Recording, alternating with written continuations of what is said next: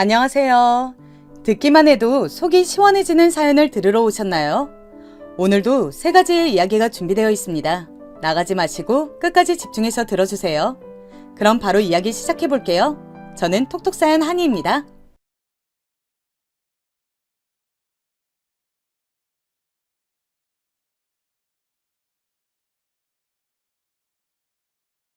여러분 안녕하세요. 저는 서울 사는 30대 후반 두 딸의 엄마인 여자입니다. 날씨가 쌀쌀해지면서 확실히 기온이 내려갔어요. 요즘 환절기라 날씨가 오락가락해서 사람들이 감기에 많이 걸리더라고요. 우리 둘째 딸도 감기에 걸려 한동안 고생하더니 지금은 괜찮아졌습니다. 여러분도 그러니 변덕이 심한 날씨에 외투를 따뜻하게 입어 감기에 걸리지 않도록 하길 바라요. 오늘은 얼마 전에 일어난 사연을 제보하려고 합니다.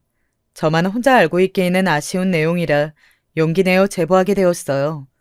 주변에 말했더니 너무 속이 시원하다고 꼭 이런 이야기는 널리 알려달라 하더라고요. 도대체 어떤 일이 있었길래 이렇게 말하는지 궁금하시죠? 그럼 바로 시작하겠습니다. 저는 서울에서 태어나서 단 한 번도 다른 지역에서 살아본 적이 없는 서울 토박이랍니다. 3남매 중 막내딸로 태어난 저는 언니 오빠와 나이 차이도 꽤 나는 편이에요. 안 그래도 여유로운 집안 환경에서 태어났는데 막둥이라서 온 가족의 사랑을 받고 자랐습니다. 부모님은 당연히 저를 예뻐하셨고 언니와 오빠도 제게 얼마나 지극정성이었는지 몰라요.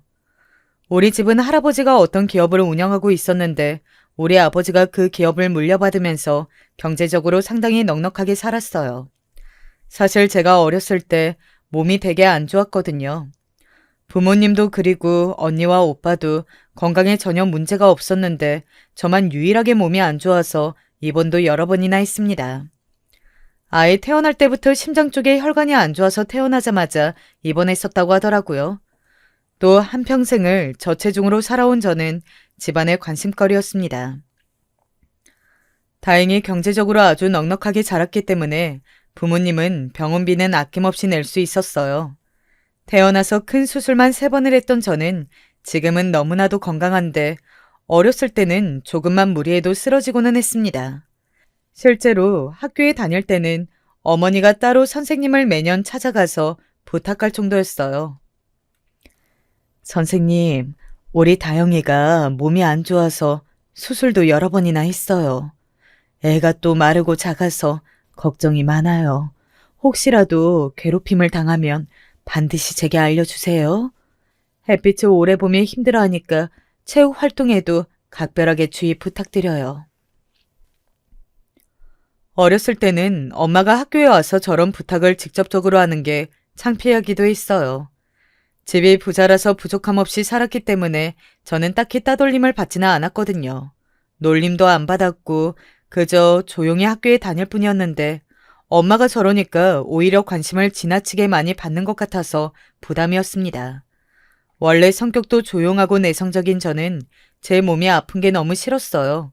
물론 엄마가 저렇게 부탁했던 것은 다 저를 위한 행동이라는 것을 이제는 알아요. 막상 우리 딸들이 태어나니까 우리 엄마가 했던 행동을 다 이해할 수 있었거든요. 아무튼 저는 학교에서 몇 번 쓰러지기도 해서 우리 부모님의 심장을 들었다 놨다 하면서 자랐습니다. 제가 몸이 안 좋으니까 우리 부모님은 공부도 바라지 않았어요. 공부하다 쓰러지면 어떡하냐고 그냥 대충 마무리하고 자라고 말씀하실 정도였습니다. 저는 조금만 무리해도 쓰러지는 제 몸이 너무 싫었어요. 제가 이런 몸 상태니까 부모님은 항상 소원이 제가 건강해지는 거였습니다. 입도 짧아서 밥 한 그릇을 다 먹는 날에는 엄마가 손바닥을 마주치며 좋아할 정도였어요. 아빠도 제게 다른 것은 다 필요 없고 무조건 건강이 우선이라고 하셨습니다. 명문대에 간 언니와 오빠와 달리 저는 집 앞에 있는 대학에 가게 되었을 때도 부모님은 좋아하셨어요. 우리 집에서 저는 결혼할 때까지 집에서 나가 사는 것은 있을 수 없는 일이었죠. 언니와 오빠는 대학에 가면서 독립했는데 저는 그저 집에서 붙어 있어야 했어요. 그때는 그게 약간 답답하게 여겨졌습니다. 다행히 저는 성인이 되고 심장 쪽에 문제가 있던 것은 많이 완치되었어요. 예전처럼 무리하게 쓰러지는 경우도 점차 시간이 흐르면서 줄어들었습니다. 다른 일반 친구들처럼 여행도 가고 나를 잡고 술을 마실 수도 있었어요. 물론 너무 무리하면 예전처럼 쓰러지는 경우가 많아 부모님은 항상 제 걱정하기 바쁘셨습니다. 한편 우리 집은 아빠가 회사 회장님이라 언니와 오빠는 둘 다 집안 어른들 소개로 결혼했어요. 엄마가 알아본 상대방 짝을 만나 정략 결혼으로 살았는데 저는 그런 언니와 오빠가 행복해 보이질 않더라고요. 어렸을 때부터 저는 항상 낭만 있는 사랑을 꿈꿔왔습니다. 그래서 엄마에게 절대 나는 엄마나 아빠가 원하는 상대와 결혼할 생각이 없다고 말했어요. 그렇다고 제가 만나던 사람이 있는 것은 아니었지만 사랑 없이 결혼하는 것은 더욱 싫었습니다. 다영이는 언제 결혼할 거니? 너 이제 대학 졸업하는데 어디 취업할 생각 없으면 결혼해서 집에 있는 게 낫지 않아? 아니면 엄마랑 아빠가 네가 원하던 카페 차려줄까? 그런데 요즘 말 들으니까 카페도 체력적으로 힘들다고 해서 걱정이야. 엄마, 나는 그냥 집에 있으면서 엄마랑 전시회 보러 다니고 취미로 미술이나 음악 배우면서 살고 싶어.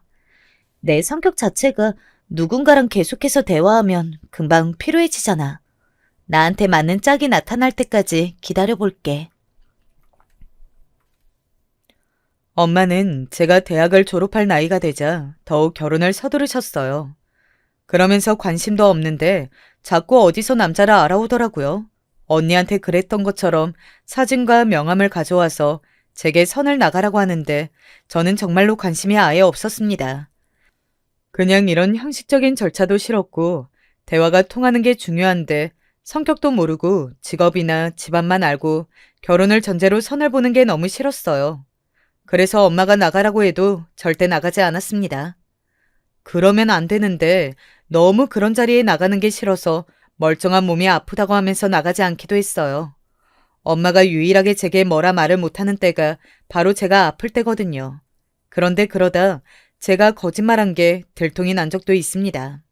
선자리에 나가라는 말에 그날도 엄마에게 아프다고 하고 친구와 만나서 놀고 있었는데 엄마를 마주쳤거든요. 엄마는 그날 살면서 제게 가장 크게 화를 내셨습니다. 다른 것도 아니고 아픈 것을 핑계로 그러면 엄마 마음이 어떻겠냐고 집에서 소리를 지르셨어요. 저는 나름대로 왜 나가기 싫은데 강요하냐고 화를 냈습니다. 엄마와 제가 이렇게 거의 매일 결혼 때문에 둘이 집에서 다투기 시작하자 아빠는 고통스러워하셨습니다. 그러다 한 사건이 터졌어요. 집안 행사로 새언니와 형부가 집에 왔을 때였는데 그날도 엄마가 제게 결혼 얘기를 꺼내더라고요. 안 그래도 엄마의 그런 말에 진저리가 난 상태였는데 새언니와 형부가 있는 자리에서도 얘기하자 저는 너무 화가 났어요. 내가 알아서 할 테니까 제발 결혼 얘기 좀 그만하라고. 나 너무 싫어. 이러면 그냥 집 나갈 거야?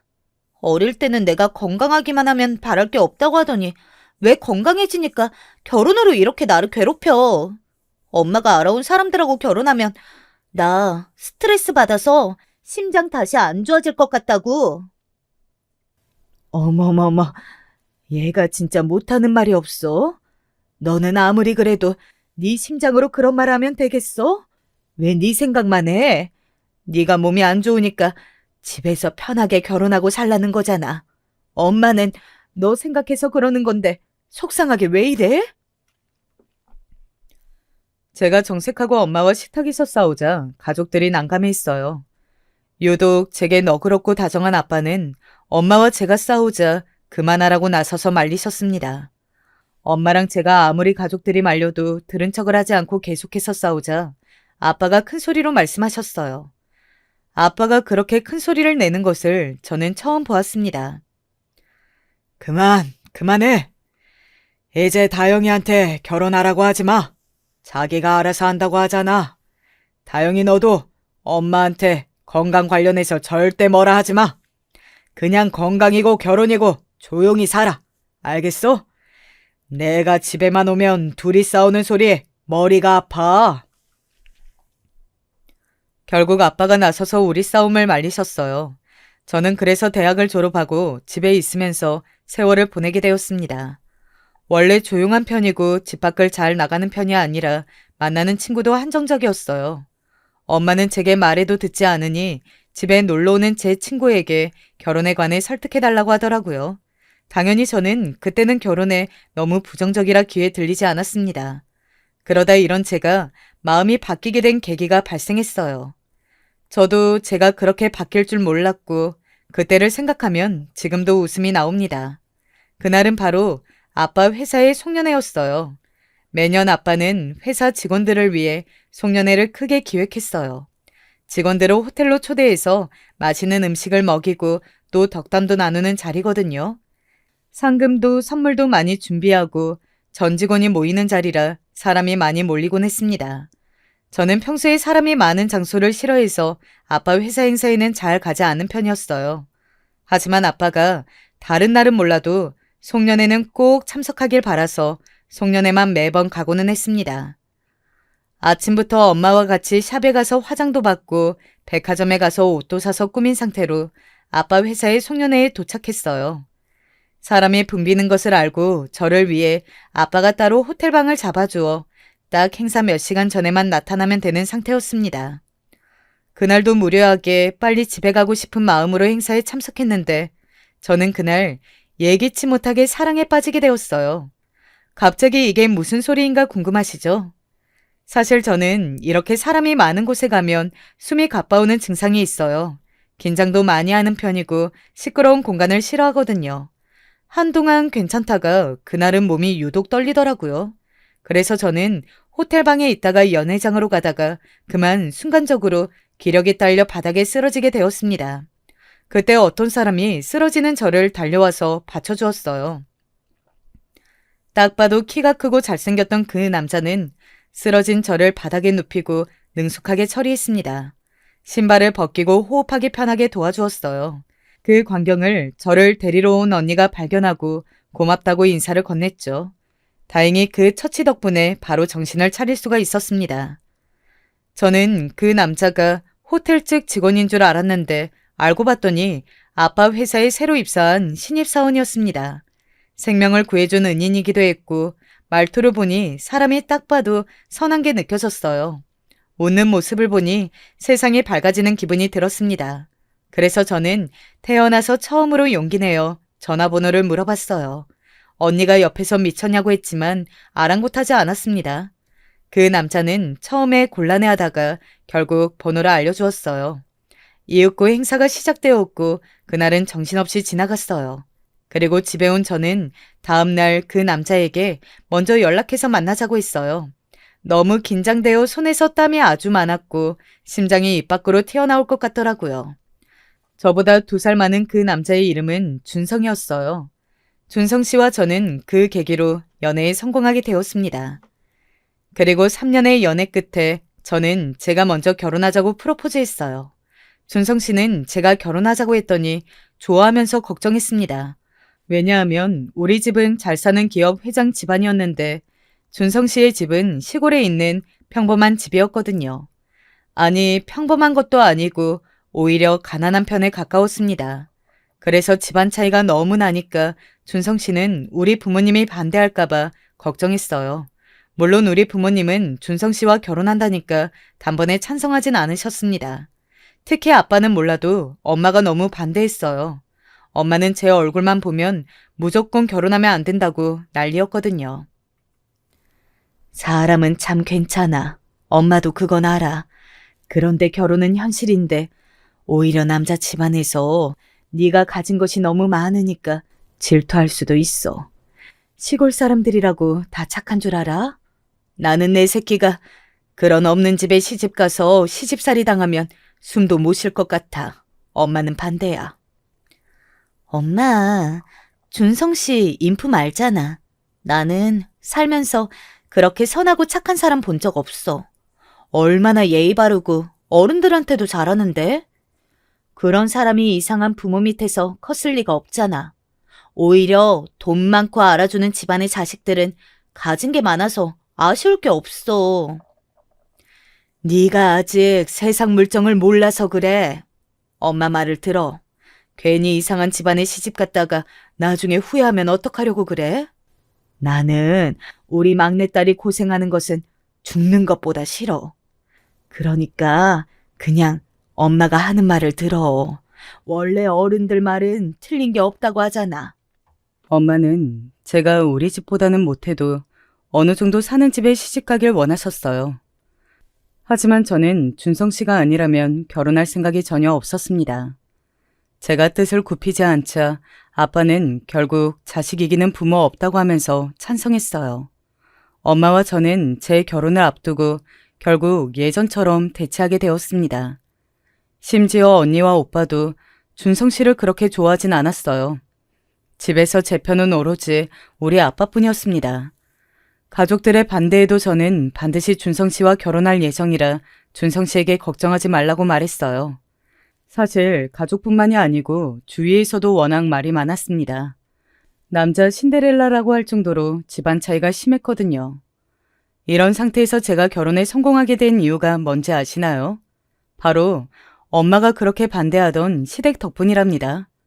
우리 엄마의 반대가 심하니 준성 씨를 먼저 우리 집에 데려오는 것보다는 제가 시댁에 먼저 인사를 가자고 결정했어요. 그래서 저는 준성 씨를 따라 차로 3시간이 걸리는 시댁에 가게 되었습니다. 엄마가 너무 반대하기도 했고 언니도 제게 준성 씨가 사실상 집안의 가장인 게 마음에 걸린다고 했거든요. 이런 경우 집안의 기둥이라 준성 씨에게 모든 것을 의지하고 살 수도 있다고 했습니다. 언니가 저를 얼마나 아끼고 사랑하는지 아는 저는 그 말에 조금 걱정하기도 했어요. 준성 씨는 실제로 가난한 농부의 아들로 태어나 삼형제 중 맞이였거든요. 설렘과 걱정을 가득 안고 시댁에 갔는데 저는 너무 깜짝 놀라게 되었습니다. 왜냐하면 시부모님이 저를 너무나도 환대해 주었거든요. 제가 온다는 말을 듣고 아침부터 음식을 준비했다고 시어머니가 말씀하셨어요. 그 말을 듣고 식탁을 봤더니 온갖 고기에 채소에 생선과 잡채까지 저는 무슨 대통령 만찬인 줄 알았습니다. 상다리가 부서진다는 표현은 이럴 때 쓰는 것 같았어요. 상이 끝까지 음식이 가득해서 더 그릇을 놓을 자리도 없더라고요. 시댁은 우리 집과 같은 주택이었는데 겉모습만 보면 거의 쓰러지기 일보 직전이긴 했습니다. 만약 우리 엄마가 시댁의 집을 봤으면 이런 곳에서 사람이 사냐고 물었을 거예요. 하지만 집안 내부는 깔끔했고 무엇보다 시부모님의 인상이 너무 좋으셨습니다. 남의 집 귀한 딸이 우리 준성이와 결혼한다니까. 아휴, 내가 떨려서 어제 잠도 못 잤어요. 이렇게 공주가 올 줄은 몰랐네. 잘인 것은 없지만 마음껏 먹어요. 그냥 뭐를 좋아할지 몰라서 다 준비했는데 부담 가지지 말고 입맛에 안 맞으면 남겨요. 반가워요. 아침부터 닭도 잡고 저기 읍내에 가서 소도 제일 비싼 걸로 사왔어요. 여기 채소는 다 우리가 키운 건데 농약을 안 쳐서 몸에 아주 좋아요. 이렇게 예쁘고 참한 아가씨가 우리 아들하고 만난다니까 너무 좋아서 안 먹어도 배가 부르네. 시부모님은 저를 따뜻하고 편하게 대해주었어요. 그런데 다른 것보다 놀라운 것은 바로 음식의 맛이었습니다. 시어머니의 음식 솜씨는 제가 살면서 먹은 음식 중에 가장 최고였거든요. 저는 원래 입이 짧아 집에서도 밥을 잘 먹지 않았어요. 밖에 나가면 아예 굶는 날도 많았고 입맛이 예민해서 조금이라도 안 맞으면 아예 입에 대지도 않았습니다. 그런데 시어머니의 음식은 달라도 너무 달랐어요. 딱 처음 먹자마자 이거다 싶더라고요. 무공의 채소와 신선한 나물들이 그렇게 맛있는 건 줄 그때 처음 알았답니다. 이날 저는 태어나서 처음으로 밥 한 그릇을 다 먹고 모자라서 밥을 더 달라고 하고 더 먹었어요. 제가 말없이 밥을 맛있게 먹자 준성 씨는 오히려 제가 일부러 억지로 먹는 줄 알았다고 하더라고요. 그 정도로 너무 맛있어서 먹으니 시어머니도 좋아하셨어요. 밥을 먹고 과일을 먹으며 도란도란 얘기하는데 시부모님에게도 준성 씨에게 느껴지는 그 선한 기운이 느껴졌어요. 역시 콩 씹는데 콩 나고 팥 씹는데 팥난다고 하잖아요. 준성 씨의 착하고 다정한 인성은 시부모님을 닮았더라고요. 평소에 궁금했던 준성 씨의 어린 시절을 물어봤는데 역시 예상했던 대로였습니다. 준성 씨는 어려서부터 말썽 한번 피우지 않고 마을에서도 학교에서도 유명했다고 합니다. 사교육도 받지 않았는데 전교에서 1등을 놓친 적이 없다고 하더라고요. 동생들도 어찌나 잘 챙기던지 마을에서 시어머니에게 늘 칭찬이 귀에 들려 키우기가 너무 편했대요. 도대체 누구랑 결혼할지가 마을의 최대 관심사라고 했는데 이렇게 공주님하고 결혼하니까 황송하다고 말씀하셨습니다. 시부모님과 얘기가 끝나고 서울로 오기 전에 준성 씨와 저는 동네를 산책했는데 너무 한적하고 공기가 맑았어요. 가만히 걷기만 해도 마음이 편안하고 진정되는 기분이 들었습니다. 서울은 어딜 가도 사람이 많고 늘 거리에 차가 가득하잖아요. 그런데 시골은 차도 없고 준성 씨와 걸을 때는 그 공간에 우리만 있는 기분이 들었습니다. 저는 병원에 가도 낫지 않던 불안한 마음이 시댁에 오자 눈 녹듯이 사라지더라고요. 시골의 매력을 알아버린 저는 결국 주말마다 시간이 나면 준성 씨와 함께 시댁에 가게 되었어요. 갈 때마다 저를 귀빈 대접하며 받아주시는 시부모님과 함께 맛있는 음식을 먹으니 제 표정도 많이 밝아졌고 무엇보다 살이 찌게 되었습니다. 저는 평생을 저체중으로 살아왔는데 시댁에 매주 방문하자 살이 쪄서 정상 체중으로 살게 되었어요. 제가 살이 찌자 엄마는 너무 좋아했습니다. 우리 엄마의 소원이 제가 살이 찌는 거였거든요. 또 그러면서 약간 예민했던 제가 표정도 밝아지고 몸이 건강해지니 부모님이 무슨 일이 있냐고 물어봤습니다. 무슨 일이 있긴? 이게 다 준성 씨 덕분이야. 내가 요즘 살이 찐 이유도 주말에 시댁에 가서 음식 맛있게 먹어서 그래. 시부모님이 얼마나 좋은 분들인지 알아? 나 결혼하면 엄마랑 아빠가 원하는 과체중 될 수도 있어. 그러니까 그냥 결혼하게 해줘, 응? 엄마랑 아빠 소원이 내 건강이잖아. 제가 이게 다 시댁 덕분이라고 하자 아빠는 그 자리에서 바로 결혼을 허락하셨어요. 그리고 며칠 뒤 엄마가 저를 불러 말씀하셨습니다. 그동안 아무 남자랑 결혼하라고 했던 것이 미안하다고 사과하며 그렇게 사랑하는 준성 씨와 결혼하라고 하더라고요. 저는 엄마에게 결혼을 허락받자 세상을 나는 기분이 들었습니다. 막상 우리 부모님의 허락을 받으니 그 뒤로 결혼 준비는 아주 쉬웠어요. 상대적으로 우리 집이 훨씬 더 여유 있으니 우리 집에서 신혼집과 결혼에 드는 비용을 다 댔습니다. 다행히 상견례라 하더니 아빠는 시부모님을 굉장히 좋아하셨어요. 조건을 따지고 따져서 결혼한 언니나 오빠의 사돈보다 우리 시부모님이 더 선하고 좋은 분들이라고 좋아했습니다. 오빠는 어렸을 때부터 제게 사람의 됨됨이가 중요하다고 했거든요. 딱 그 됨됨이가 훌륭한 시부모님을 보더니 예상보다 더 우리 결혼에 진심이었어요. 일사천리로 결혼하게 된 준성 씨와 저는 유럽으로 신혼여행도 다녀오게 되었습니다. 결혼하고 보니 우리 남편은 생각보다 더 훌륭한 남편이었어요. 다정하고 늘 제 말을 우선으로 들어주었습니다. 또 우리 부모님보다 제 건강에 더 예민하게 반응해서 본인이 손수 요리하고 집안일도 다 했어요. 원래 어렸을 때부터 바쁜 시부모님을 대신해서 집안일을 했다고 익숙하다고 하더라고요. 그래서 저는 말 그대로 손에 물 한 방울 묻히지 않고 지낼 수 있었습니다. 결혼하고도 시댁에 자주 방문했는데 시어머니가 갈 때마다 상다리가 휠 정도로 음식을 차려주셨어요. 그래서 저는 결혼하고 병원에 정기 건강검진을 갈 때를 제외하고는 가지 않게 되었습니다. 너무 건강한 모습에 가족들은 왜 반대했는지 모르겠다고 후회한다고 할 정도였어요. 시어머니는 제가 설거지라도 하겠다고 하면 정색을 하고 말리셨어요. 본인 집에 왔으면 제발 가만히 앉아서 해주는 음식만 먹고 행복하게 지내다 가라고 하셨죠. 명절에도 제가 도착하면 시어머니는 시아버지와 함께 미리 음식을 준비한 상태였습니다. 이런 좋은 시부모님 덕분에 저는 결혼하고 오히려 인생이 훨씬 행복하고 사람이 안정되기 시작했어요. 결혼하더니 엄마한테 내는 짜증도 확 줄고. 나는 요즘 김서방 보면 우리 가족의 은인 같다니까. 다영이가 결혼하더니 살도 찌고 건강해진 게 눈에 보이잖아. 물론 완전하게 안심할 수는 없지만 예전 생각하면 나는 너무 기뻐. 엄마 너무 웃긴다. 우리 남편하고 결혼하면 안 된다고 뜯어말릴 때는 언제고. 아무튼 나도 결혼하고 하루하루가 너무 행복해. 이게 다 준성 씨랑 시부모님 덕분이야. 또 시부모님을 우리 부모님이 너무 좋게 생각하게 된 계기가 있는데요. 그건 바로 제가 첫째 딸을 임신했을 때였습니다. 준성 씨와 저는 결혼하고 아기를 바로 가지자고 했어요. 둘 다 아이를 원했었기 때문에 제 건강을 위해서라도 하루라도 빨리 낳자고 했습니다. 그래서 신혼 때 바로 아이를 가졌는데 건강해진 저는 임신하니까 몸이 힘들긴 하더라고요.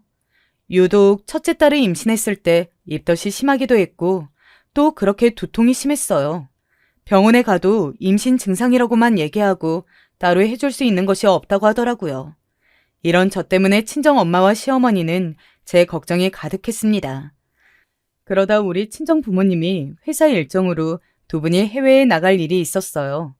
중요한 일정이라 두 분이 다 참석해야 했고 빠질 수가 없었습니다. 엄마는 출국 전까지도 제가 걱정되어 못 가겠다고 하셨어요. 다행히 남편이 그런 친정 엄마에게 본인이 다 알아서 하겠다고 했지만 엄마는 공항에 가서도 전화할 정도로 걱정이었죠. 왜냐하면 그 일정이 워낙 길어서 거의 한 달을 외국에 있어야 했거든요. 그렇게 친정 부모님이 해외로 나간 그 기간에 사건이 발생했습니다. 저는 평소에도 두통이 너무 심해 거의 집에 누워만 있었는데 그날따라 몸이 너무 안 좋았어요. 이상하게 몸이 축 처지는 게 무슨 일이 날 것 같은 기분이 들었습니다. 남편에게 연락하려고 했는데 사실 그때 남편이 회사에서 스트레스를 많이 받고 있었어요.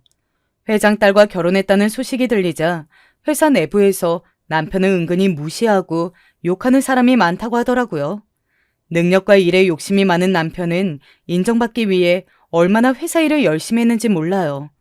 우리 아빠는 남편이 사위라고 딱히 다른 혜택을 주지 않았는데 뒤에서 말이 많으니 억울한 기분이 들었나 보더라고요. 그래서 그런 남편을 아니까 저는 연락할 수도 없었습니다.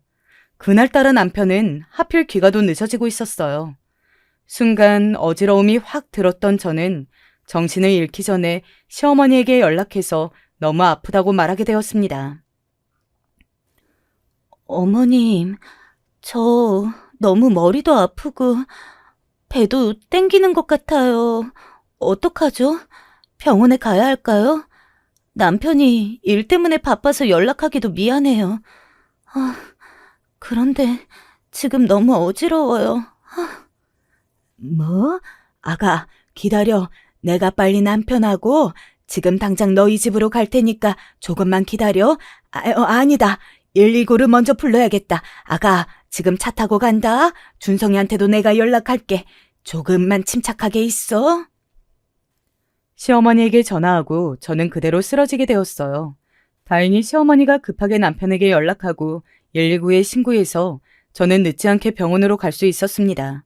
나중에 남편에게 듣기로 진짜 조금이라도 늦었으면 아이와 저 둘 다 위험했을 거라 하더라고요. 아무튼 병원에 실려간 저는 그대로 예상보다 훨씬 이른 출산하게 되었습니다. 아기는 태어나자마자 인큐베이터에 들어갔고 저도 입원한 상태였어요. 이때 저는 순간 부모님께 연락하기가 싫더라고요. 안 그래도 제가 병원에 가면 예민한 상태가 되는 우리 부모님이 이 소식을 들으면 한국도 아닌 해외에서 얼마나 걱정하겠어요. 어릴 때부터 병원에 입원하면 엄마는 늘 긴장 속에 살았기 때문에 어차피 바로 올 수도 없는 상황이니 알리고 싶지 않았습니다. 또 언니나 오빠에게 얘기하면 반드시 부모님께 알릴 것 같더라고요. 그래서 친정 가족들에게는 비밀로 하고 출산한 상태로 있었습니다. 출산했다고 알린다고 하더라도 아이가 인큐베이터 안에 있어 볼 수도 없었고요. 이런 저를 옆에서 24시간 내내 붙어서 지켜준 사람은 바로 시어머니였습니다. 어머니, 저는 진짜 괜찮으니까 집에 가서 쉬세요. 어머님도 잠도 한숨도 못 주무셨잖아요. 네? 워낙 어렸을 때부터 자주 입원해서 저는 병원이 익숙해요. 그러니까 제 걱정은 하지 마시고 집으로 들어가세요. 어머, 아가, 절대 안 된다. 병원 밥이 맛이 없어서 네가 살 빠지는 게 눈으로 보이는데 어떻게 집에 가니? 내가 이렇게 반찬을 따로 줘야 네가 밥이라도 먹잖아. 준성이가 일하느라 바쁘니까 내가 이렇게 있는 거지. 너는 걱정하지 말고 빨리 튼튼하게 나아서 퇴원할 준비를 해. 그래야 아기도 건강한 상태로 안아주지. 시어머니는 병원 밥이 맛이 없어서 못 먹는 저를 위해 제가 잠들면 우리 신혼집에 가서 반찬을 만들어 오셨어요. 또 전문 간호사 못지않게 저를 얼마나 하나부터 열까지 챙겨주셨는지 모릅니다. 이런 시어머니 덕분에 저는 예상보다 빨리 퇴원할 수 있게 되었어요. 마침 우리 친정부모님이 해외에서 올 때가 되자 우리 아기도 드디어 퇴원하게 되었습니다. 귀국한 부모님께 그동안 있었던 일을 얘기하자 부모님은 심장이 내려앉는 기분이 들었다고 하더라고요. 눈물까지 보이는 우리 엄마에게 시어머니가 제 곁을 계속 지켜줬다고 했더니 엄마는 시어머니가 천사처럼 느껴진다고 했습니다. 실제로 우리 부모님은 백화점에 가서 최고급 한우와 과일을 사서 시댁을 방문하셨어요. 매일 저한테 말로만 듣다가 시댁에 직접 오니 왜 그동안 제가 그렇게 시골을 좋아했는지 알겠다고 엄마는 좋아했습니다. 이 사건을 계기로 시댁과 우리 친정은 훨씬 더 돈독하고 가까운 사이가 되었어요. 일부러 시간을 내서 여행을 다닐 정도로 친밀한 관계가 되었습니다. 다행히 우리 첫째는 퇴원하고 아무 이상 없이 건강한 상태로 자랐어요. 어렸을 때 아팠던 제가 생각이 난 건지 엄마는 우리 딸을 데리고 직접 병원에 가서 검사를 얼마나 받았는지 모릅니다. 의사에게 몇 번이나 정상이고 건강하다는 말을 듣자 그제야 진정했어요. 저도 다행히 그 뒤로 건강에 문제가 전혀 없었습니다. 이게 다 시어머니의 지극정성 덕분이라 엄마는 입이 아프도록 칭찬하셨어요. 남편도 집에서 아기가 태어나자 저를 아예 집안일을 못하게 만들었습니다. 원래도 본인이 나서서 다 했으면서 아이를 키우면서 힘든 일은 본인이 다 하더라고요. 이런 환경 속에서 마음이 편해진 저는 연년생으로 둘째도 가지게 되었어요. 언니는 제게 빨리 출산해서 병원에 입원까지 했으면서 아기를 또 가질 생각이 드냐고 하더라고요. 저도 이런 제가 놀라울 정도였습니다. 아무튼 둘째는 다행히 첫째와 달리 임신했을 때도 입덧도 딱히 없고 아픈 것도 전혀 없었어요. 오히려 입덧이 아니고 입맛이 돌아 살이 무려 10kg가 찌게 되었습니다. 제가 살이 찌자 양가 부모님들은 다들 한마음으로 축하해 주었어요. 둘째는 심지어 우량아로 태어났고 몸 상태도 너무나도 건강한 상태였습니다. 아이들을 집에서 키우면서 저는 진정한 행복이 어떤 건지 알게 되었어요. 시집살이도 전혀 없고 여유로운 친정 덕분에 돈 걱정도 없이 아이들을 키우니까 행복했습니다. 다만 문제가 있다면 바로 남편이었어요. 여보, 회사에서 힘든 일 있는 거야? 당신 요즘 표정이 너무 안 좋아서 내가 걱정돼서 그래. 혹시 누가 괴롭히거나 그런 건 아니지? 그러면 내가 아빠한테 말해서 우리 남편 편한 부서 보내달라고 할게. 그러니까 혹시라도 힘든 일 있으면 나한테 말해. 여보, 나는 괜찮아. 내가 괜히 애들 키우기도 힘든데 당신 걱정시켰네. 그냥 요즘 다른 회사에서 부장이 새로 왔는데 회사 사정을 모르니까 그게 조금 힘들어서 그랬어. 그렇다고 장인어른께 말씀드리지는 마. 그러면 내가 더 눈치 보여. 남편은 참 듬직하고 성실하고 착한 사람이에요. 제가 부모님께 당당하게 이렇게 선한 사람을 본 적이 없다고 소개할 정도였죠. 결혼하고도 제게 정성이었고 제가 힘들까봐 절대 집안일도 시키지 않던 사람이었습니다. 또한 우리 친정 부모님께도 잘했어요. 우리 오빠는 귀찮다고 따라가지도 않는 아빠의 등산도 본인이 먼저 연락해서 갈 정도였습니다. 그런데 그런 남편이 둘째를 낳고 얼마 되지 않던 때부터 급격하게 피곤해 보이기 시작했어요. 원래 체력이 매우 좋던 남편은 아침에 잠에서 깨는 것도 힘들어했고 누가 봐도 표정이 안 좋았습니다. 그런 남편을 보고 엄마가 제게 혹시 남편에게 어떤 일이 있는지 물어볼 정도였어요. 부부 사이에는 문제가 전혀 없었고 그렇다고 시댁에 어떤 일이 있는 것도 아니었습니다. 아무리 봐도 회사에서 생긴 일이 맞았어요. 그런데 남편에게 물어도 절대 대답해주지 않더라고요. 오죽하면 제가 아빠에게 따로 물어봤는데 아빠도 모르겠다고 말했습니다. 하지만 아빠가 직접 손을 쓰면 남편의 상황이 더 안 좋아질 수도 있어서 나설 수도 없었어요. 그러다 제가 우연히 남편의 새로운 부장이라는 사람을 보게 된 경우가 있었습니다. 남편이 회식이라 집에 늦게 온 날이었는데 원래 남편은 회식에 가서도 연락이 잘 되는 편이었어요. 그런데 부장이 바뀌고 나자 연락도 잘 안 되고 평소에도 힘들어해서 제가 잠도 못 자고 기다리고 있었습니다. 결국 저는 회식 장소라고 했던 곳을 몰래 찾아갔어요. 가서 몰래 봤더니 남편과 회사 사람들이 있더라고요. 새로운 부장은 딱 봐도 유흥을 좋아하는 사람으로 보였습니다. 대머리에 배까지 나왔는데 술을 얼마나 마시던지 주변 직원들이 너무 힘들어하더라고요. 그 모습을 보고 당장 거기로 가서 난리를 치거나 아빠에게 말해서 자르고 싶은 마음이 들었습니다.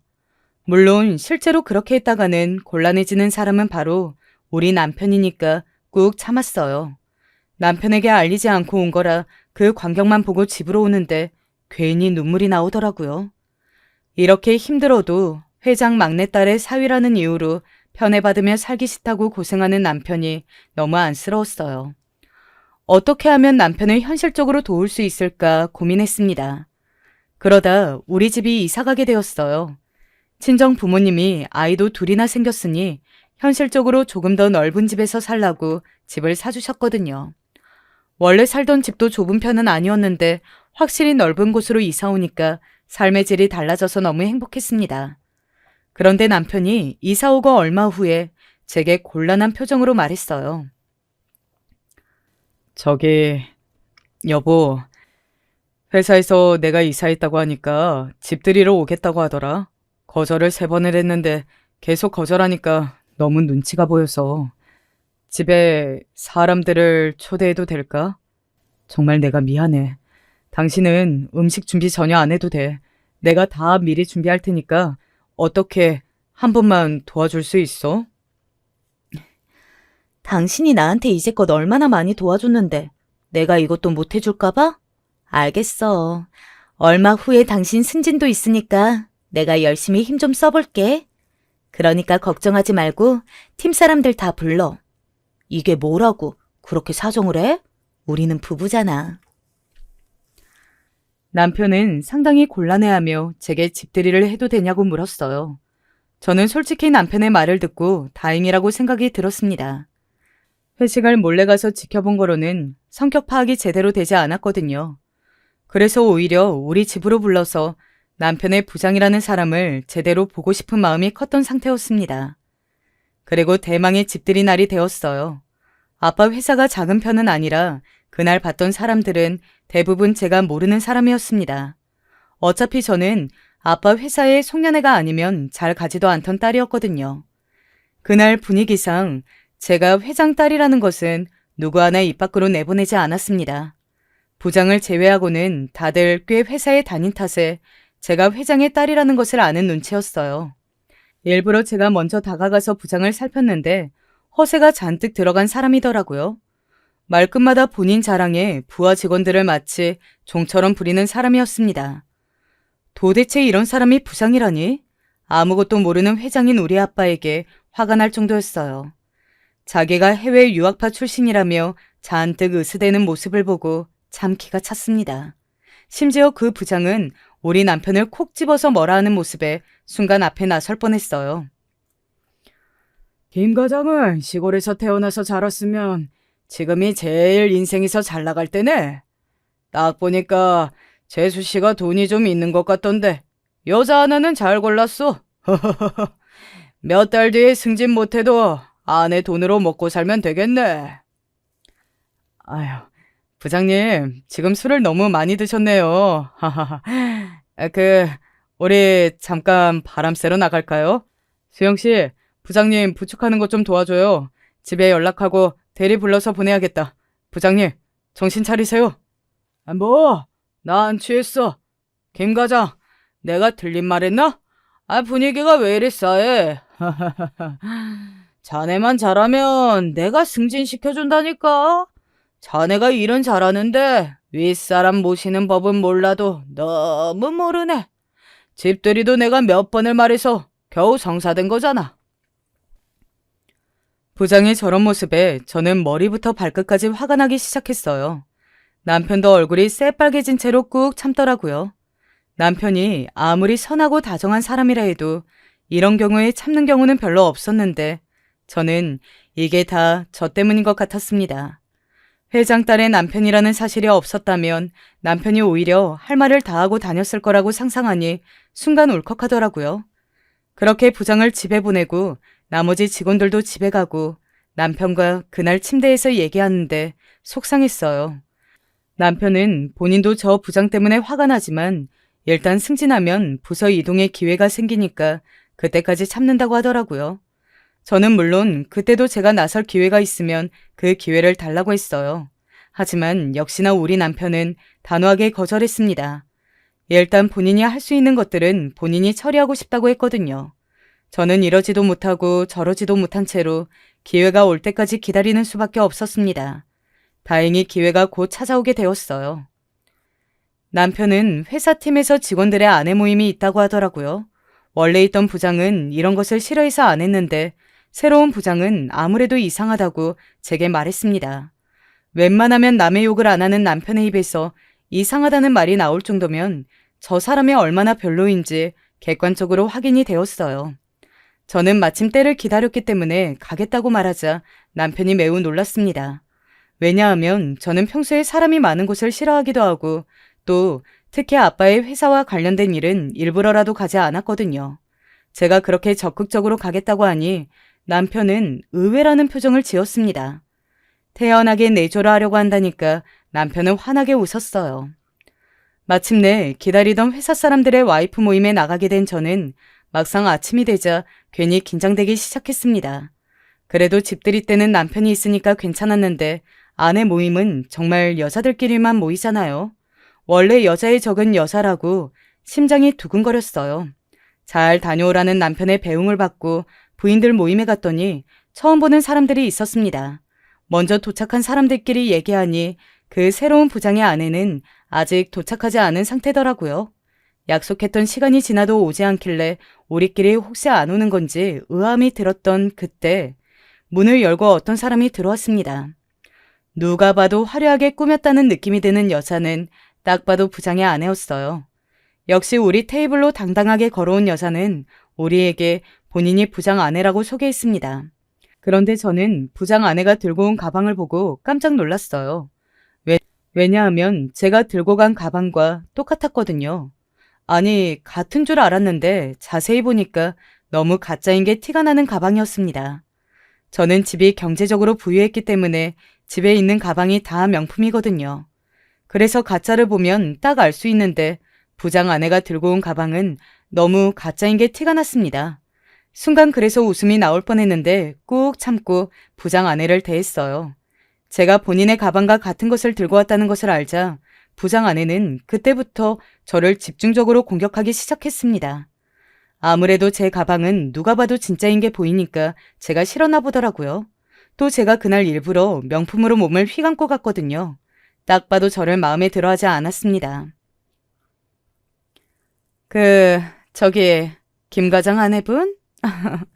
아까부터 조금만 먹던데 혹시 음식이 입에 맞지 않아요? 이거 내가 특별히 맛있다고 해서 어렵게 예약한 곳인데 별로인가? 여기서 이렇게 깨작거리는 사람 내가 처음 봐서 그래. 제가 오늘 점심을 많이 먹어서 배부른 상태예요. 음식 맛은 좋아요. 저도 여기 좋아해서 종종 남편하고 오거든요. 저는 신경 쓰지 마시고 마음껏 드세요. 여기 후식이 그렇게 맛있는데 이따 밥 먹고 그거 먹으려고요. 이 비싼 곳을 남편하고 종종 온다고? 어머, 과장이라 돈도 많이 못 벌 텐데 웬일이야? 듣기로 김 과장 집도 시골이라 못 산다고 하더라고. 다영 씨, 시부모님은 어때? 좋아? 시골 노인네라 고지식하지? 아니요.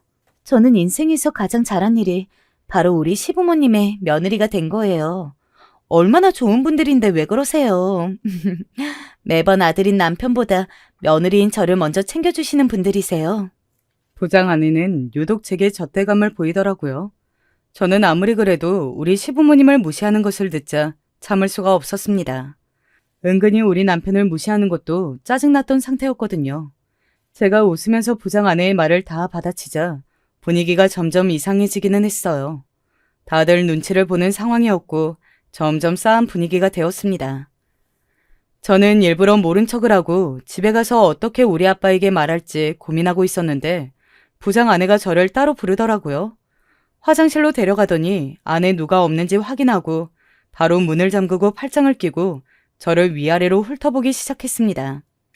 그러더니 위협적으로 제게 다가와서 얼굴을 빤히 보더라고요. 당연히 저는 그런 모습에 전혀 흔들리지 않았어요. 오히려 그런 부장 아내가 우스웠습니다. 더 웃겼던 것은 바로 부장 아내가 제게 했던 말이었어요. 다영 씨, 되게 건방지다.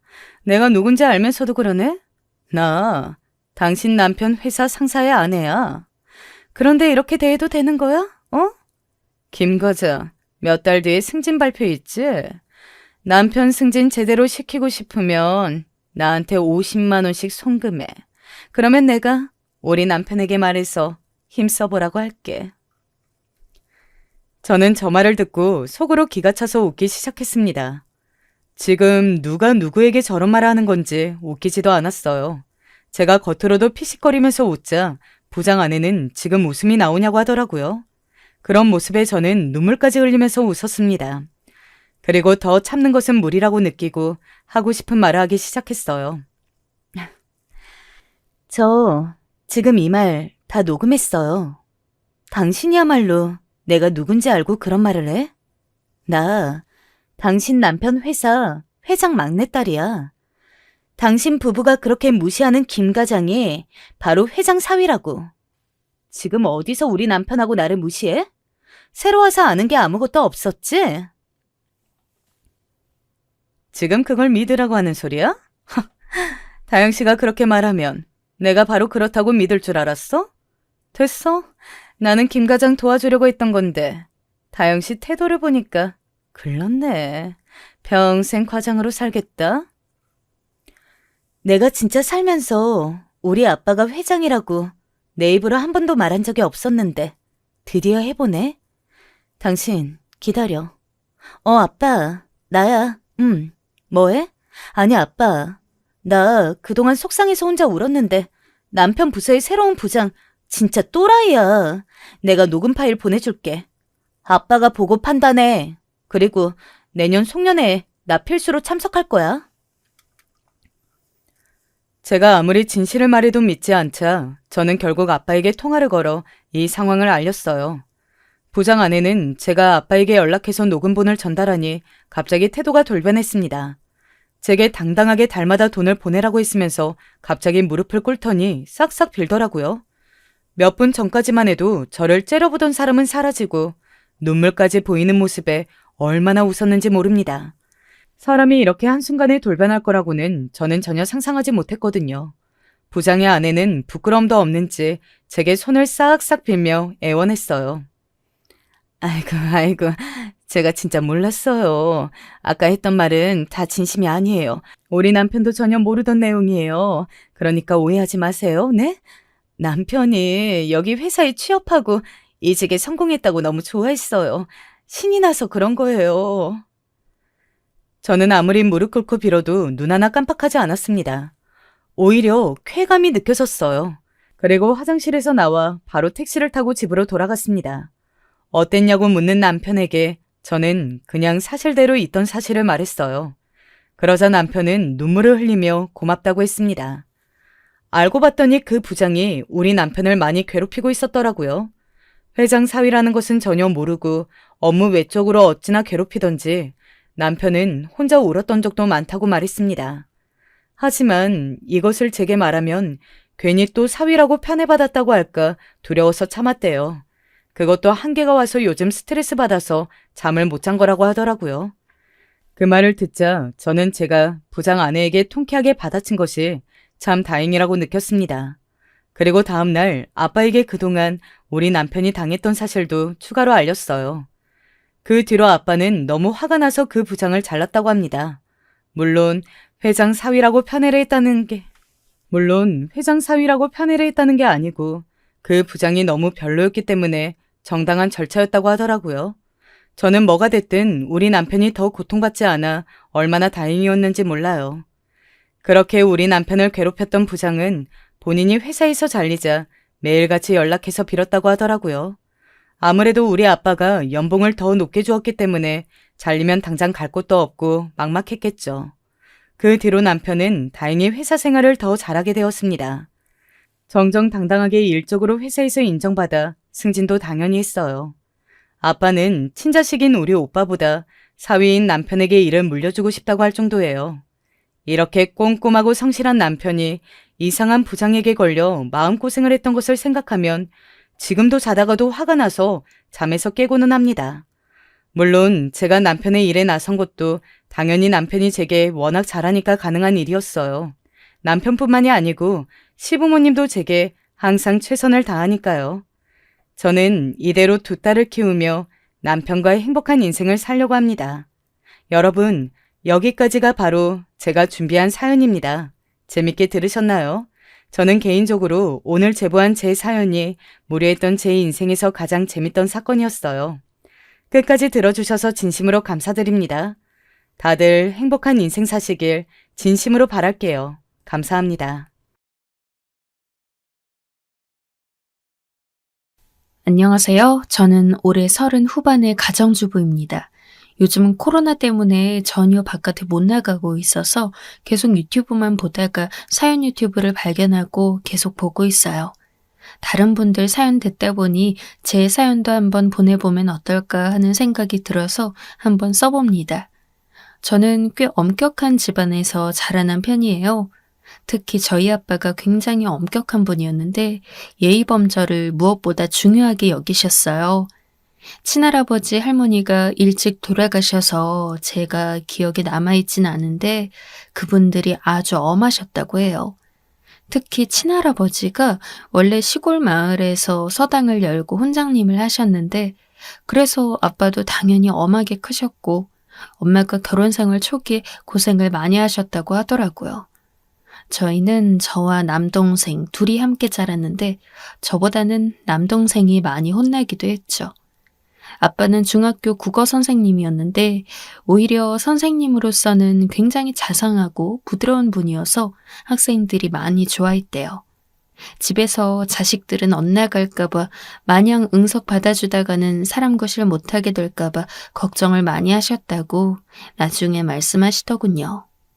사실 집에서도 엄격하긴 했지만 저희한테 뭐 부족하게 해주신 건 없었고 사랑은 다정한 엄마가 많이 주셨기 때문에 그렇게 불만은 없이 컸어요.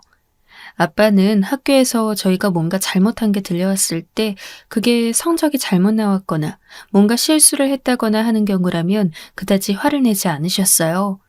공부가 잘 안 되는 것 같으면 오히려 아빠가 같이 앉아서 모르는 게 있다면 같이 공부해보자 하면서 자상하게 말씀해주는 편이었고요. 하지만 그게 아니라 선생님이나 친구들한테 뭔가 잘못한 경우라면 이야기가 달랐죠. 아빠는 그럴 때는 아주 엄하게 화를 내셨고 종아리를 맞거나 벌을 서기도 했어요. 한 번은 남동생이 학교에서 싸우고 돌아와서 연락이 온 적이 있었어요. 아마 남동생이 중학교 3학년생이었을 때인 것 같아요. 아빠는 남자애가 싸우는 정도야 그럴 수 있다고 생각해서 그리 놀라진 않으셨는데 남동생이 그때 한참 엇나가던 시기라 뭔가 선생님하고 친구들한테 안 좋은 말을 한 적이 있었던 모양이더군요. 선생님한테도 대들고 친구들한테 육두문자를 아주 심하게 했던 모양이었어요. 게다가 아빠가 선생님 연락을 받고 학교에 가시던 길에 학교 근처에서 친구들한테 욕하는 남동생을 봐버리신 거였어요.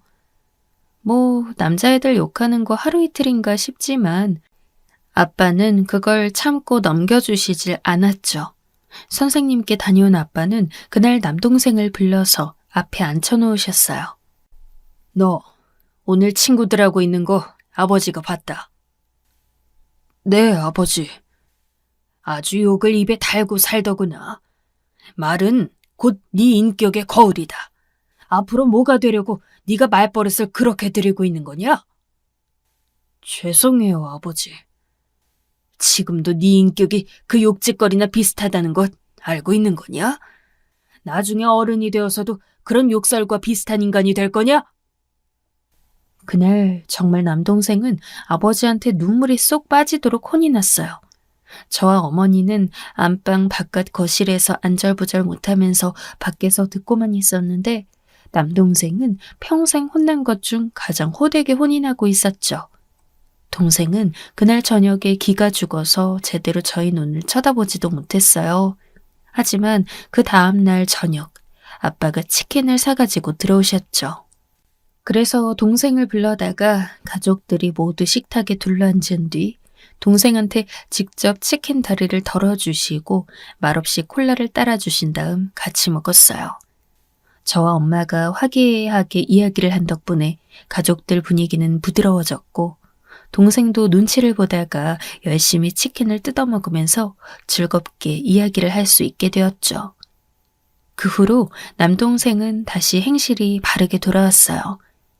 아빠가 꾸준하게 말 조심히 하라고 타이르면서 점점 더 말버릇도 바르게 되었고요. 그러니까 저희 집의 신조는 처음부터 끝까지 바르고 인격적으로 훌륭한 그리고 말을 조심하는 사람이 되자는 거였어요. 저는 그런 교육을 받아서인지 친구들 사이에서도 뭔가 분위기가 좋아 보인다는 말을 많이 들었고요. 양갓집 규수 같다는 평도 많이 듣는 편이었죠. 쟤는 항상 뭔가 아가씨 같은 데가 있지 않니? 맨날 좋은 거 먹고 좋은 옷만 입을 것 같아. 피부도 반질반질 하얀 애가 말도 조신하게 하고 그러니까. 그렇게 보여? 친구들이 그렇게 말할 때마다 좀 민망하기는 했어요.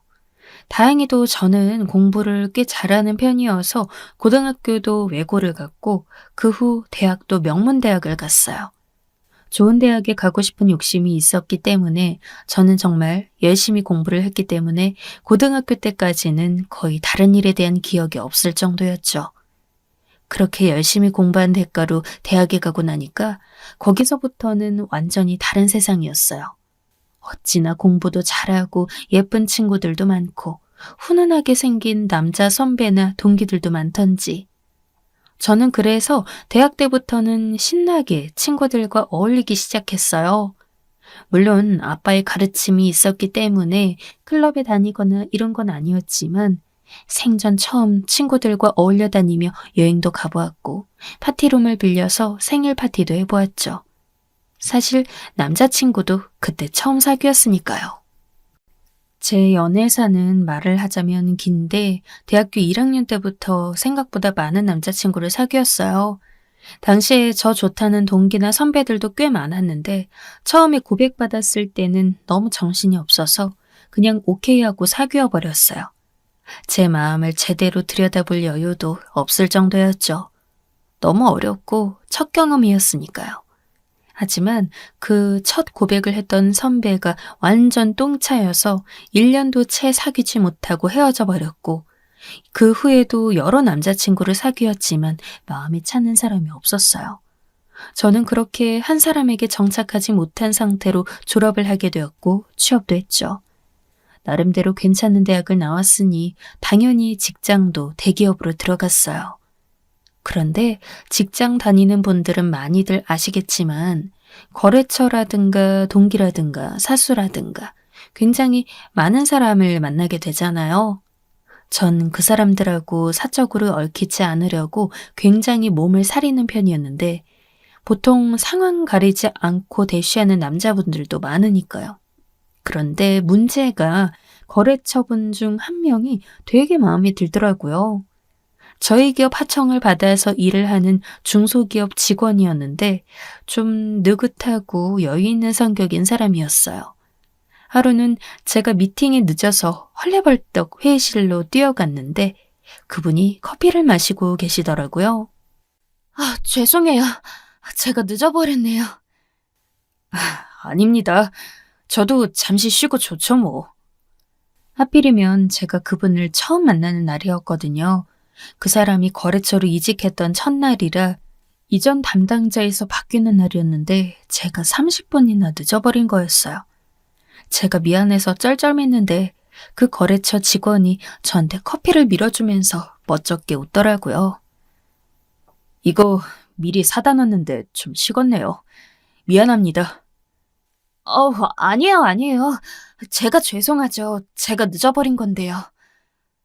아니, 괜찮아요. 보니까 일 많으신 것 같던데 천천히 오셔도 됩니다. 대기업은 항상 일이 많잖아요.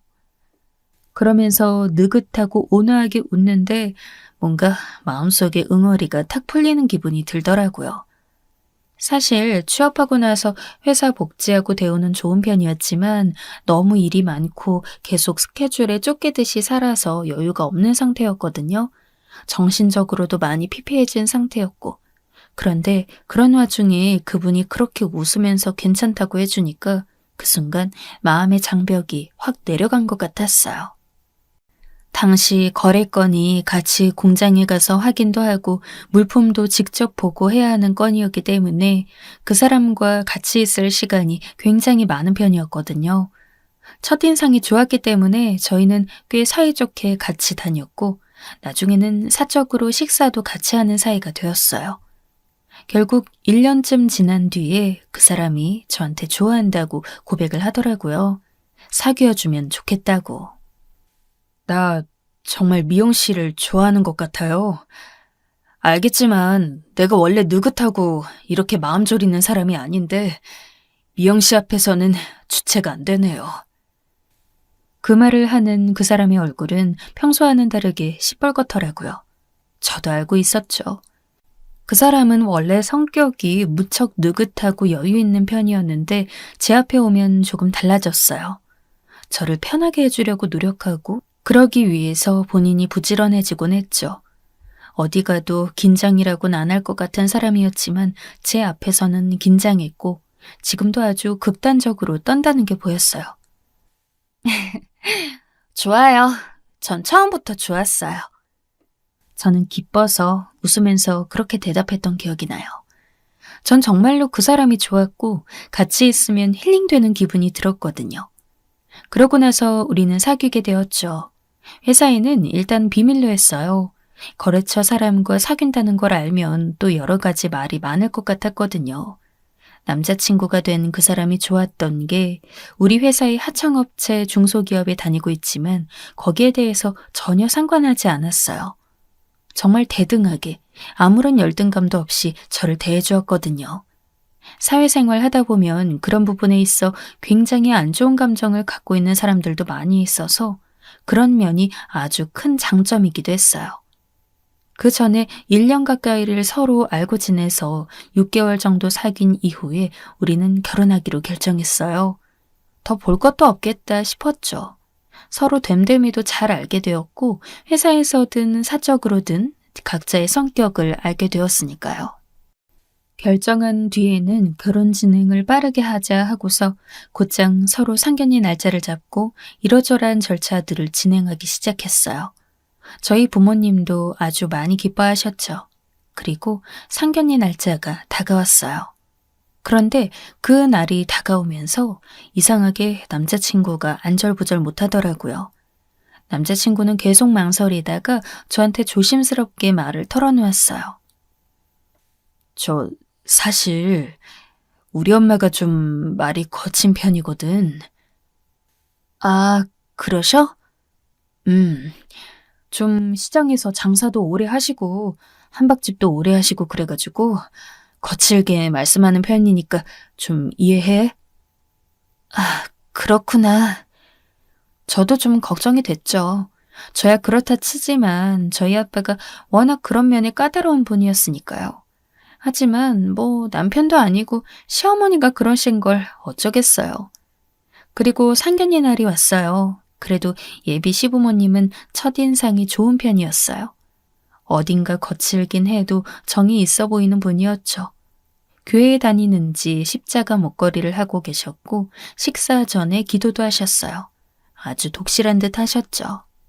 그런데 이야기를 하던 중 조금씩 뭔가 말씀이 거칠다는 게 실감이 났어요. 아유, 새애기가 아주 이쁘네요. 시어머니의 칭찬에 엄마가 부끄러운 듯이 웃더라고요. 아유, 감사합니다. 많이 모자란데 가르쳐 주세요. 내가 가르칠 게 뭐가 있겠어요? 개똥같이 살아온 게 내 인생인데 나보다야 낫겠지. 이런 식으로요. 순간 그런 단어에 익숙치 못한 저희 식구들은 굳어서 움찔했는데 시아버지는 아무 생각도 없어 보이고 남자친구만 조금 불안하게 눈을 굴렸어요. 그래도 시어머니는 그런 작은 단어들 외에는 별다른 말씀을 하지 않으셨고 상견례는 무사히 끝났어요. 저희 부모님은 그래도 정이 있어 보이신다고 시댁 부모님을 마음에 들어 하셨고 결혼 준비는 별탈 없이 진행되었죠. 결혼식과 신혼여행까지는 괜찮았어요. 그런데 신혼여행 다녀와서 첫 주 주말에 시댁 부모님께 인사를 드리러 갔는데 그날부터 당황이 시작되더라고요. 야, 저 잡놈 뭐하냐? 네? 저한테 하시는 말씀에 전 너무 당황해서 돌아보았어요. 시어머니는 남편을 보고 손가락질을 하면서 막 웃고 계시더라고요. 저놈 새끼, 엄마 일할 때는 쳐다도 안 보더니 지 색시 일하고 있으니까 득달같이 달려와서 부엌에 처박히는 거 봐라. 아유, 저거 싸가지하고는. 그러니까 남편이 그 전까지는 부엌에 잘 안 들어오다가 제가 시댁에 와서 일하고 있으니까 달려들어와 저를 도와준다는 말씀이었죠. 실제로 남편은 부엌에서 저하고 꽁냥대면서 같이 식사 준비를 하고 있었어요. 그런데 그 말투가 너무너무 거칠고 상스러워서 저는 깜짝 놀랐어요. 남편도 제가 그런 면에 놀란다는 사실을 잘 알고 있어서 급하게 자기 어머니 말을 막으려고 하더라고요. 엄마, 좀 말 그렇게 하지 말라니까. 얘 놀라요. 아니, 뭐 어떠냐. 내가 내 주둥이로 내 하고 싶은 말 하는데 뭐가 어때요? 아유, 엄마 좀. 야, 양반딸이라 이거냐? 상권 말은 못 들어먹겠냐? 아유, 참. 시어머니는 그렇게 말하면서 심술궂게 웃으셨어요. 아니, 시어머니 본인은 그렇게 막 아기가 있는 분은 아니었어요. 그건 저도 알았죠. 하지만 어머니의 말투가 저는 정말 상상도 못하던 말투인 거예요. 아니에요, 어머님. 제가 어떻게 그런 생각을 하겠어요. 그래. 상스러운 집안에 시집 왔으니 너도 상스러운 것이다. 알겠냐? 시어머니가 그렇게 말씀하시며 깔깔 웃었어요. 저는 그 말이 너무 싫어서 등골에 식은땀까지 흐르는 것 같았죠. 그런데 식사하는 내내 그 모양이었어요. 그렇게 쌍욕을 하시면서 식사 전에 기도를 하는 게 이상해 보일 정도였죠. 시아버지는 거의 말이 없는 편이었고 시어머니는 하는 말마다 거칠었어요. 거칠다는 건 그냥 제가 하는 말이고 거친 걸 넘어서서 욕설로 점철된 경우가 다반사였죠.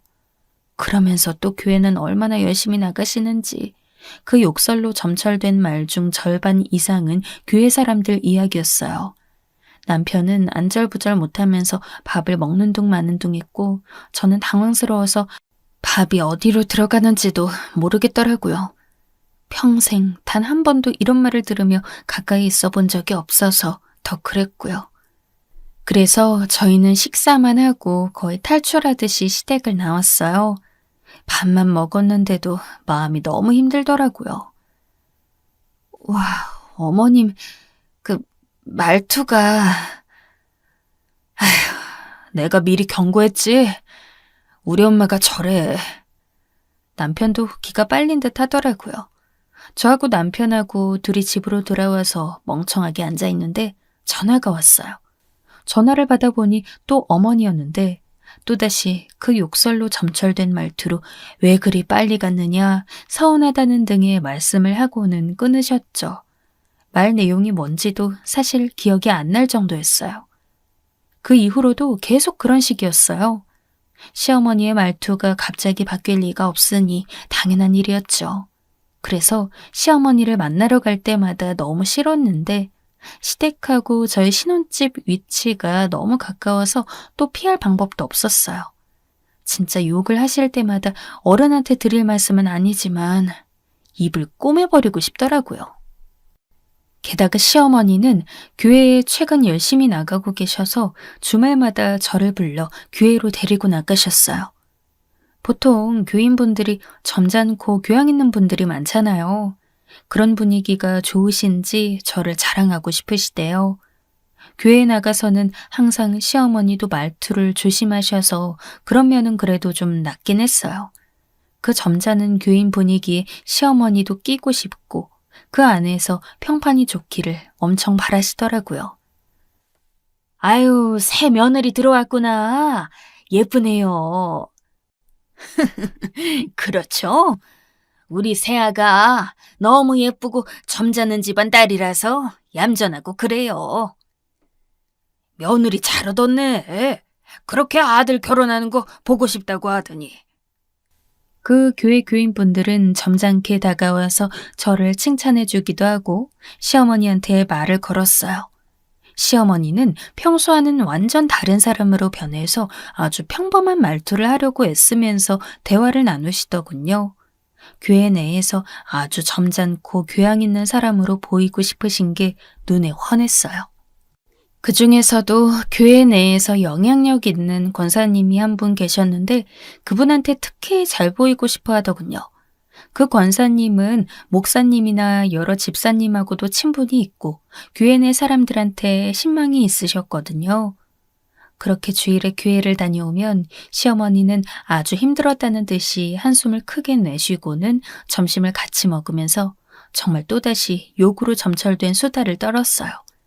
워낙 목소리도 크고 점잖지 못한 말들을 하셔서 식당에서 밥을 먹기라도 하면 부끄러워서 견딜 수가 없었죠. 하지만 결혼한 지 얼마 되지도 않은 새 며느리가 시어머니에게 뭐라고 말을 하겠어요. 그렇게 참고 또 참으면서 한 달이 가고 두 달이 가고 어느새 정신을 차려보니 반년이 지나 있더군요. 와, 겨우 6개월뿐인데도 그 시간 동안 너무 스트레스를 받아서 저는 살이 쭉 내려 있었어요. 남편이 크게 걱정할 정도로 말라 있었죠. 아니, 신혼생활에 남들은 살이 찐다는데 자기는 대체 왜 이렇게 살이 빠지는 거지? 왜 빠지겠어. 어머님 때문이지. 진짜 어쩌냐. 이젠 못 참겠어. 나 진짜 이젠 못 참겠다고. 어느 날 남편하고 대화하다가 저는 더 못 견디겠다는 결론을 내렸어요. 정말 정도껏 해야죠. 평생 이렇게 산다고 생각하면 부끄러워 미치겠고 속이 터지더라고요. 그동안 조금씩 계속 시어머니한테 말씀 좀 부드럽게 하시라고 계속 말했지만 아무런 소용이 없었거든요. 그 다음 주말이 되었어요. 시어머니는 또다시 저를 교회로 데리고 가셨죠. 그 사이에 저는 교회의 그 영향력 있는 권사님과 꽤 친해져서 그분하고 따로 문자 메시지를 주고받을 정도가 되었어요. 잘 보이려고 애쓰는 시어머니보다 제가 더 마음에 드셨던 모양이에요. 시어머니는 그 주말에 교회에서도 열심히 점잖은 사람 연기를 하셨죠. 저는 그런 시어머니 곁에서 언제나처럼 웃는 얼굴을 유지하려고 노력했고요.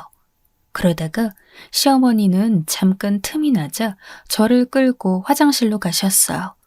화장실에 아무도 없는 것을 확인하고 나서 시어머니가 한숨을 푹 내쉬시더라고요. 에휴, 야, 진짜 개처럼 힘들다. 내가 뭔 죄를 지었다고 이렇게 개똥 같은 짓을 주말마다 반복하는지 모르겠구나.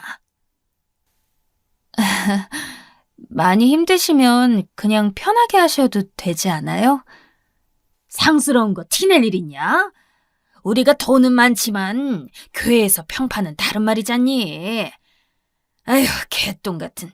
내가 시장에서 개처럼 굴러먹었지만 그 권사님한텐 잘 보여야 혀. 우리 집이 좀 점잖게 교양 있어 보여야 하지 않겠니? 어머님. 그리고 그 권사님은 좋은 분이시잖니. 난 그분한테는 아주 점잖고 좋은 사람으로 보이고 싶다. 시어머니는 그 짧은 말을 하는데도 계속 욕을 섞어 했어요. 제가 사연을 보내느라 순화해서 쓰는 거지 정말 처음부터 끝까지 욕이었다고 보시면 되거든요. 제가 차마 제 손으로 쓰기도 싫을 정도예요.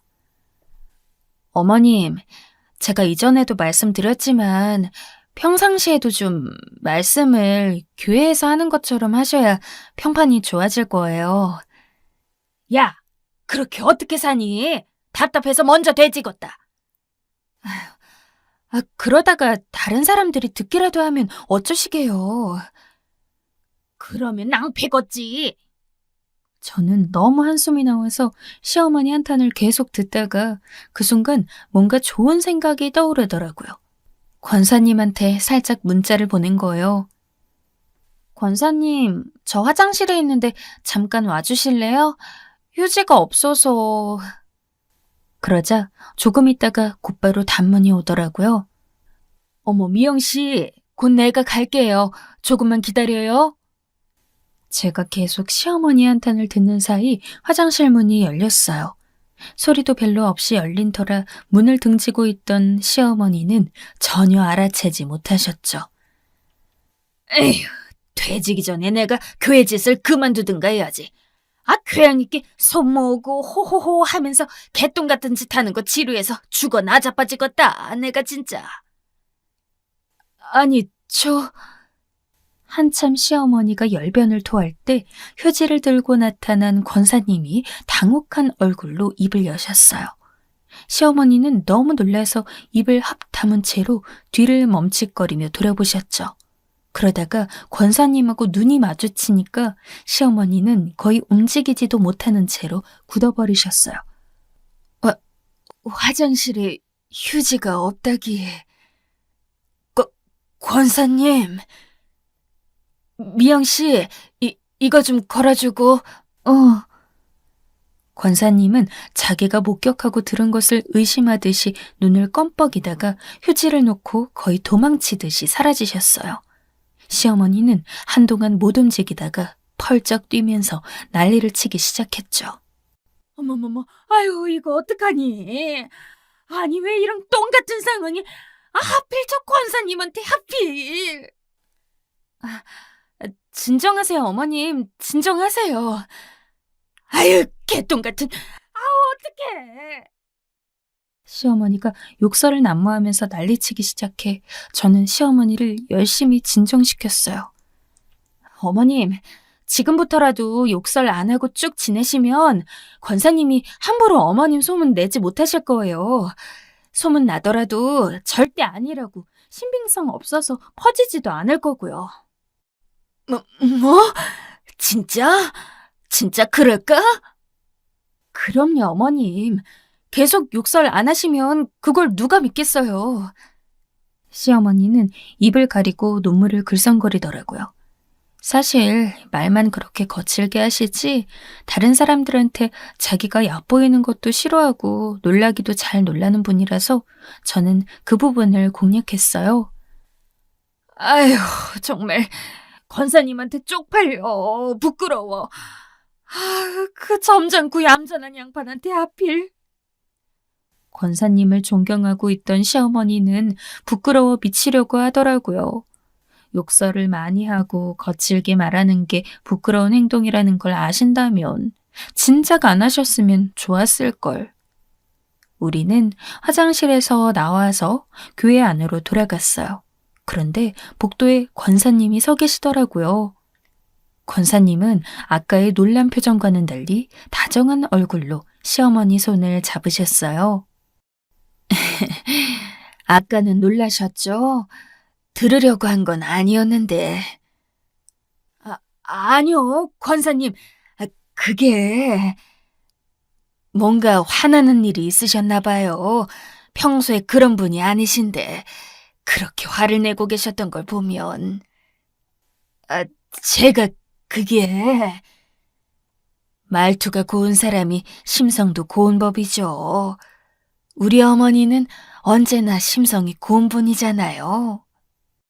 권사님이 자유롭게 말씀하시더라고요. 시어머니는 그런 권사님을 보더니 얼굴이 붉어져서 고개를 숙이셨어요. 저는 그 뒤에서 그저 웃고만 있었죠. 그 후로 시어머니는 교회에서 나와도 욕설을 잘 하지 않으셨어요. 우리끼리 있는 공간에서도 혹시 다른 사람이 보고 있지는 않은지 움찔움찔 놀라면서 욕을 꺼내다가도 입을 다무셨고, 무엇보다 권사님의 말씀이 기억에 남았는지 스스로도 욕을 자제하셨어요. 저는 그 덕분에 욕설이 거의 없어지다시피 한 시어머니와 조금 더 편안하게 살 수 있게 되었죠. 별다른 일은 아니었지만 권사님 덕분으로 제 생활도 훨씬 편해졌다고 할 수 있겠네요. 제 사연은 여기까지입니다. 부디 재미있게 들으셨으면 좋겠어요.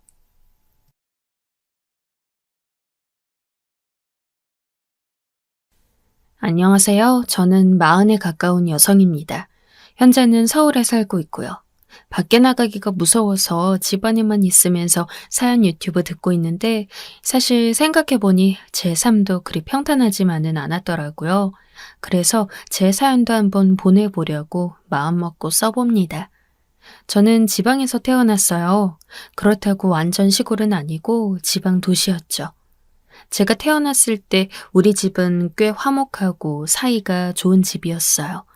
제 밑으로 여동생도 태어났고 연년생인 저희 자매가 쭉 자라면서도 계속 화목했죠. 아빠는 당시 공장에서 일하셨는데 몸을 움직이는 일을 하셔서인지 체격이 무척 좋으셨어요.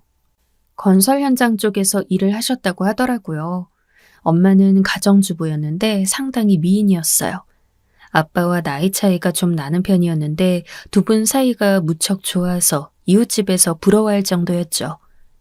아빠는 엄마한테 좀 무뚝뚝한 편이었지만 집에 들어올 때는 항상 뭔가 사들고 들어오시는 전형적인 한국 아버지였어요.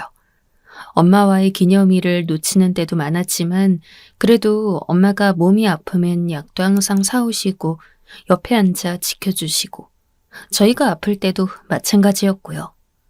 월급 받는 날에는 아빠 손에 항상 치킨이나 아이스크림이 들려 있었죠. 그래서 저희는 아빠가 좀 무뚝뚝하셔도 아빠가 들어오실 때마다 매달렸어요. 맛있는 걸 먹는 것도 좋았고 아빠가 그 큰 손으로 저희를 들어 올려서 안아주시는 것도 너무 좋았죠. 엄마는 그걸 뒤에서 흐뭇하게 보다가 따뜻하게 차려놓은 저녁 식겠다며 빨리 먹으라고 퇴근하곤 하셨고요. 아빠는 무뚝뚝했지만 다정한 사람이라 저나 동생이 나쁜 꿈을 꾸면 항상 엄마 아빠 방으로 가서 그 틈으로 파고들었어요. 그러면 아빠가 언제나 손을 내밀어서 저희를 끌어안고 토닥거리면서 자라고 해주셨죠. 지금도 그때 느껴지던 아빠 냄새가 기억나요. 남성용 스킨 냄새와 샴푸, 비누 냄새가 조금씩 섞인 아빠 냄새. 체온이 높아서 항상 따뜻하고 넓었던 품 같은 거요. 제 어린 시절은 행복했어요. 그런데 그 행복은 제가 초등학교 6학년이 되었을 때 끝나버렸죠. 건설 현장에서 아빠가 사고로 돌아가셨거든요. 내가 너희들을 데리고 어떻게 살라고?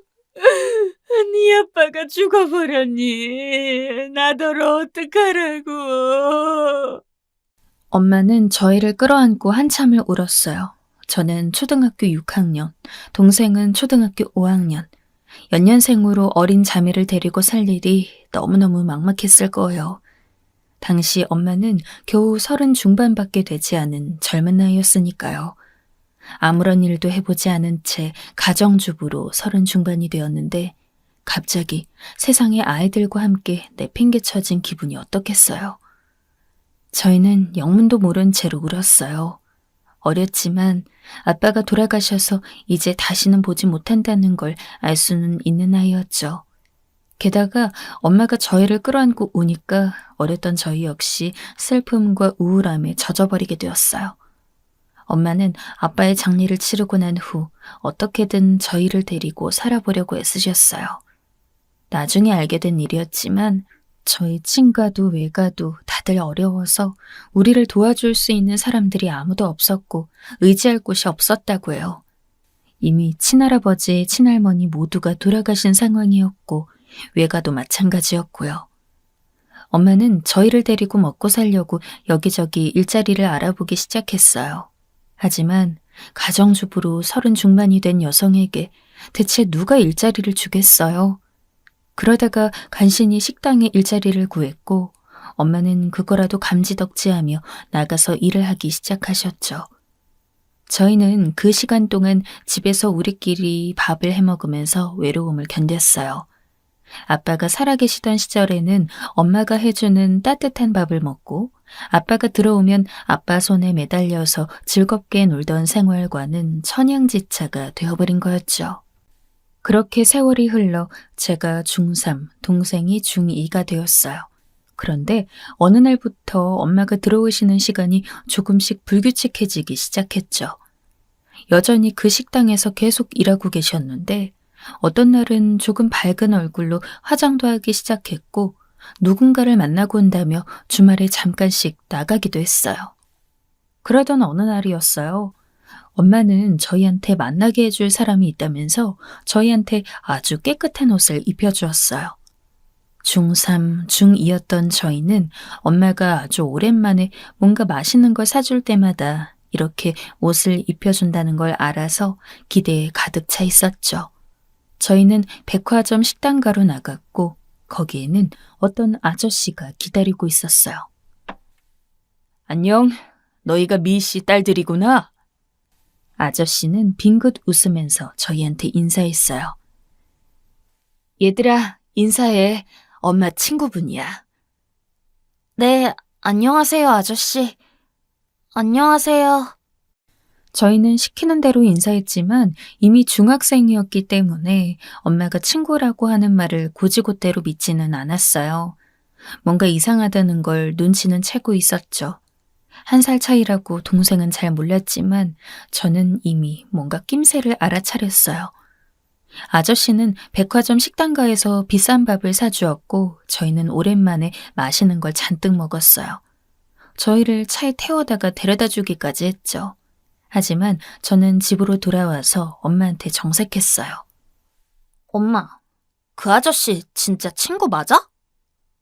그럼 친구지. 왜? 사귀는 거 아니고? 제 되바라진 말에 엄마는 순간 말문이 막힌 듯 저를 돌아보았어요. 돌아보는 엄마는 몇 년 전만큼은 아니지만 여전히 예뻐서 그 아저씨가 분명 엄마와 사귀는 거라 생각했죠. 저는 엄마를 노려보다가 제 방으로 들어가서 문을 쾅 닫아버렸어요. 사실 지금 생각해보면 엄마는 자기 행복을 찾을 권리가 있는 사람이었죠. 하지만 어리고 예민한 사춘기였던 저는 엄마가 아빠가 아닌 다른 남자와 만난다는 사실만으로도 배신감을 느꼈어요. 엄마는 그런 제 뒤를 쫓아와서 그런 게 아니라고 열심히 저를 설득하려고 하셨지만 전 거기에 넘어갈 수가 없었죠. 실제로도 엄마는 계속 저희를 설득하던 끝에 1년도 지나지 않아 그 아저씨와 결혼하셨으니까요. 동생은 아저씨와 엄마의 설득에 넘어가서 아저씨하고 상당히 친해졌어요. 겨우 1살 차이였는데 동생은 좀 무르고 부드러운 성격이었고 전 반대로 좀 까칠한 편이었거든요. 결혼 당일에도 전 안 가겠다고 난리치고 뛰쳐나가 버렸어요. 아저씨도 엄마도 재혼이었는데 아저씨 쪽에는 자식이 없었죠. 그 아저씨도 사별이라고 했어요. 지금 생각하면 사별의 아픔을 아는 사람들끼리 잘 만나서 결혼한 거였지만 당시 예민했던 사춘기 소녀였던 저한테는 씨알도 안 먹힐 소리였죠. 그리고 이제 새아빠가 된 그 아저씨한테 저는 계속 못되게 굴었어요. 새아빠는 항상 아침을 직접 차려주셨어요. 재혼 후에는 엄마가 더 이상 식당에 나갈 이유가 없어서 집에 머무르셨는데 새아빠는 엄마한테 더 잘하면서 저희 아침을 직접 챙겨주셨죠. 안 먹어요. 얘 미영아, 그래도 먹고 나가라, 응? 오늘 추워서 먹고 나가야 해. 안 먹어도 상관없어요. 간섭하지 마세요. 아버지 보기 싫어서 그래? 그럼 아버지가 방에 들어가서 안 나올게. 안 먹어요. 매일같이 새아빠는 저한테 아침을 먹고 가라고 하셨고 저는 거절하고 나왔어요. 지금 생각해도 제가 참 싸가지가 없는 편이었죠. 저는 고등학생이 되었고 새 고등학교를 진학해서 그리 잘 적응하지 못했어요. 아저씨 따라 이사를 가게 되어서 이전에 있던 익숙한 동네가 아니라 완전히 새 동네로 갔거든요. 그 동네는 예전에 살던 곳보다 훨씬 잘 사는 곳이었고 그래서 저는 그 애들에게 적응을 하지 못했죠. 새 고등학교 애들은 제가 못 사는 동네에서 왔다면서 저를 은근히 따돌렸어요. 그래도 은따 정도는 견딜만 했어요. 이전에 중학교 때도 저희 아빠 돌아가셨다고 애들이 싫어한 경우도 있었으니까요. 하지만 몇 개월 지났을 때 저를 집중적으로 괴롭히는 일진 애가 하나 생겨났어요. 야, 너 대체 뭐냐? 왜 이렇게 생겼어, 너는? 하지 마. 너네 아빠 죽었다며? 지금 아저씨 완전 새아빠라며. 아, 들어. 맥락도 안 맞는 얘기를 하면서 욕을 해대는 그 애는 그냥 제가 괴롭히기 좋아서 고른 것 뿐이었어요. 이유도 없었죠. 저는 학교에서 내내 그의 횡포를 견디다가 학교할 시간이 되면 도망치듯이 학교를 나갔어요. 그런데 하루는 학교길에 그 애가 저를 아예 따라 나왔어요. 따라오면서 그 애는 동네가 떠나가라 목청을 높여서 소리를 질렀죠. 야, 너네 그거 아냐? 얘 완전 가난했대. 근데 얘네 엄마가 다른 남자 꼬셔서 결혼해서 여기 온 거래. 원래 거지래. 동시에 하교하는 길에 그 가득하던 학교 애들이 전부 다 저와 그 애를 돌아보았죠. 여고였는데 그 학생들의 눈이 죄다 저한테 쏟아지니까 정말 순간 미칠 것 같더라고요. 그 일진은 계속 제 뒤를 따라오면서 제 머리를 잡아당기고 골목이 쩌렁쩌렁 울리게 소리를 질러댔어요. 그냥 저를 괴롭히고 싶다는 마음만으로 저런다는 게 정말 돌아버린 게 아닌가 싶을 정도였죠. 그런데 그때 골목 저 앞에 익숙한 차가 한 대 서 있었어요. 거기에서 내리는 사람은 다름 아닌 새아빠였죠. 아마 저를 데리러 온 것 같았어요. 한 번도 제가 차에 타진 않았지만 제 환심을 사려고 가끔 그러셨거든요. 새아빠는 제 머리카락을 쥐어뜯으면서 쫓아오며 노래 부르는 일진을 보더니 성큼성큼 다가와서 저와 그 애를 떼어놓으셨죠. 이게 무슨 짓이냐? 성인 남자가 와서 험악하게 말하니까 그 일진도 별다른 말을 못하고 머뭇대다가 얼른 도망가더라고요. 저는 그 애를 노려보다가 다시 새아빠를 노려보았어요. 새아빠는 그냥 돌아서 가려는 제 뒤를 따라오면서 다정하게 말했죠. 아빠가 지켜줄 테니까 무슨 일 있으면 꼭 말해라. 평생 지켜줄 수 있으니까 말이야. 필요 없어요. 넌 내 딸이야. 아저씨는 내 아빠 아니에요. 그 말에는 새아빠가 좀 상처받은 것 같더라고요. 하지만 저는 거기 상관하고 싶지도 않아서 그냥 돌아서서 걸어서 집으로 가버렸어요.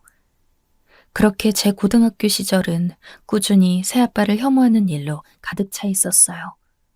저는 계속해서 어린 시절 즐겁던 시간과 친아빠를 생각했고 그리워하면서 새아빠를 저주했어요. 제발 새아빠가 하는 일이 죄다 망하기를, 새아빠가 어디 아파서 콱 쓰러지기라도 하기를 바라기도 했죠. 참 철없고 못된 아이였어요. 저는 그렇게 대학에 진학했고 대학을 다닌다는 명목으로 집에서 나와 자취를 했어요. 새아빠를 안 보고 싶었기 때문이었죠. 하지만 새아빠는 엄마와 함께 와서 제 방에 먹을 거며 필요한 생필품이며를 채워 넣어 주셨고 용돈도 부족하지 않도록 넉넉하게 주셨어요. 사실 전 어릴 때라 몰랐는데 새아빠는 상당히 잘 나가는 사업가였어요. 엄마랑은 그 식당에서 만났는데 열심히 일하면서 밝게 웃는 엄마가 그렇게 예뻐 보였대요. 엄마도 그 덕분에 아주 넉넉하고 풍요롭게 사셨고 사실 저하고 동생도 그 수혜를 톡톡히 입었죠. 저도 대학 등록금이니 용돈이니 하는 것들을 전혀 걱정하지 않고 지냈어요. 하지만 그건 상관없이 저는 여전히 친아빠가 그리웠고 새아빠가 미웠죠. 참 철이 없었어요. 그렇게 대학 시절을 지내면서 조금씩 세월이 흘러 새아빠에 대한 맹목적인 미움은 조금씩이나마 사그라들었어요. 대학 졸업 이후 취업이 잘 안 될 때에도 새아빠는 아주 조심스럽게 저한테 위로할 수 있는 방법을 찾으려고 애썼고 그런 부분들이 새삼스레 눈에 들어오기도 했죠. 그리고 저는 취업하고 나서 거기서 만난 상사가 남자를 소개시켜 주셔서 그 사람과 사귀게 되었어요. 이전에도 남자친구는 당연히 있었지만 그리 심각한 사이는 아니었는데 그 사람은 조금 더 진지하게 생각하게 되더라고요. 당시 저도 20 중반이 넘어가고 있었고 남자친구도 20 극후반이라서 결혼할 때가 되어가고 있었거든요. 결국 저희는 결혼을 결정하고 각자의 집에 말씀을 드렸어요. 저녁 식탁에서 제가 그 말을 꺼내니까 엄마와 새아빠 모두 조용해지시더라고요. 세상에, 결혼? 아휴, 네가 벌써 그렇게 컸구나. 엄마가 먼저 눈물을 찍어내면서 그렇게 말씀하셨어요. 새아빠도 감개무량하신 듯 말을 잃고 있다가 고개를 끄덕이셨죠. 그 자그마한 아이가 커서 결혼이라니. 정말 세월이 무섭구나. 정말이에요. 진짜 내 품에 안겨있던 꼬맹이가. 결혼하더라도 넌 내 딸이란다. 절대로 그건 잊지 마라. 무슨 일 있으면 아빠한테 와. 아빠가 평생 지켜주마. 새아빠가 웃으면서 말씀하셨어요. 저는 고개를 끄덕이긴 했지만 속으로는 그리 심각하게 생각하지 않았죠. 사실 새아빠가 저를 지켜줄 만한 일이 뭐가 그리 있겠어요. 제 마음속에서 진짜 아빠도 아니었고요. 그래서 서로 상견례하고 결혼을 진행했어요. 시댁은 처음에는 별로 특별하지 않았어요. 상견례를 하고 신혼여행을 다녀오고 신혼 초기까지만 해도 그랬죠. 그런데 시간이 지나면서 점차 뭔가 이상한 면을 드러내시더라고요. 특히 시어머니가 그러셨는데요. 시어머니는 제가 성의를 표하겠다고 뭘 해가면 그렇게 뭐라고 하셨어요. 아니, 이게 대체 뭐니? 이런 걸 네 남편 먹이고 있는 거야? 저는 신경 쓴다고 썼는데 좀 시원찮죠. 갈비가 이렇게 질겨서 대체 어떻게 먹어? 이걸 시어미한테 먹으라고 갖고 온 거니? 이빨 다 나가라고 고사지네? 제가 갈비를 해서 가면 질기다, 잡채를 해서 가져가면 싱겁다, 김치를 해서 가져가면 너무 맵다. 트집을 안 잡으실 때가 없었어요. 어느 순간부터 성의로 하던 음식을 그만두고 선물을 갖다 드렸는데 그 선물조차도 싫어하셨죠. 이걸 왜 사오니 대체? 명품을 왜 사? 네 남편이 버는 돈 아깝지도 않니? 어머님, 저도 돈 벌어서 보너스 받아서 그걸로 사온 거예요. 헛소리 마라. 여자가 벌어봐야 얼마나 벌겠니? 네 남편 돈 허비하지 마라. 꼭 골라도 이렇게 이상한 걸 골라와 놓고는. 시어머니는 말끝마다 남편을 들먹였어요. 남편은 네 남매 중 막내로 위에 딸들을 여럿 낳아놓고서 아들을 낳겠다고 막둥이로 낳은 것이 남편이었죠.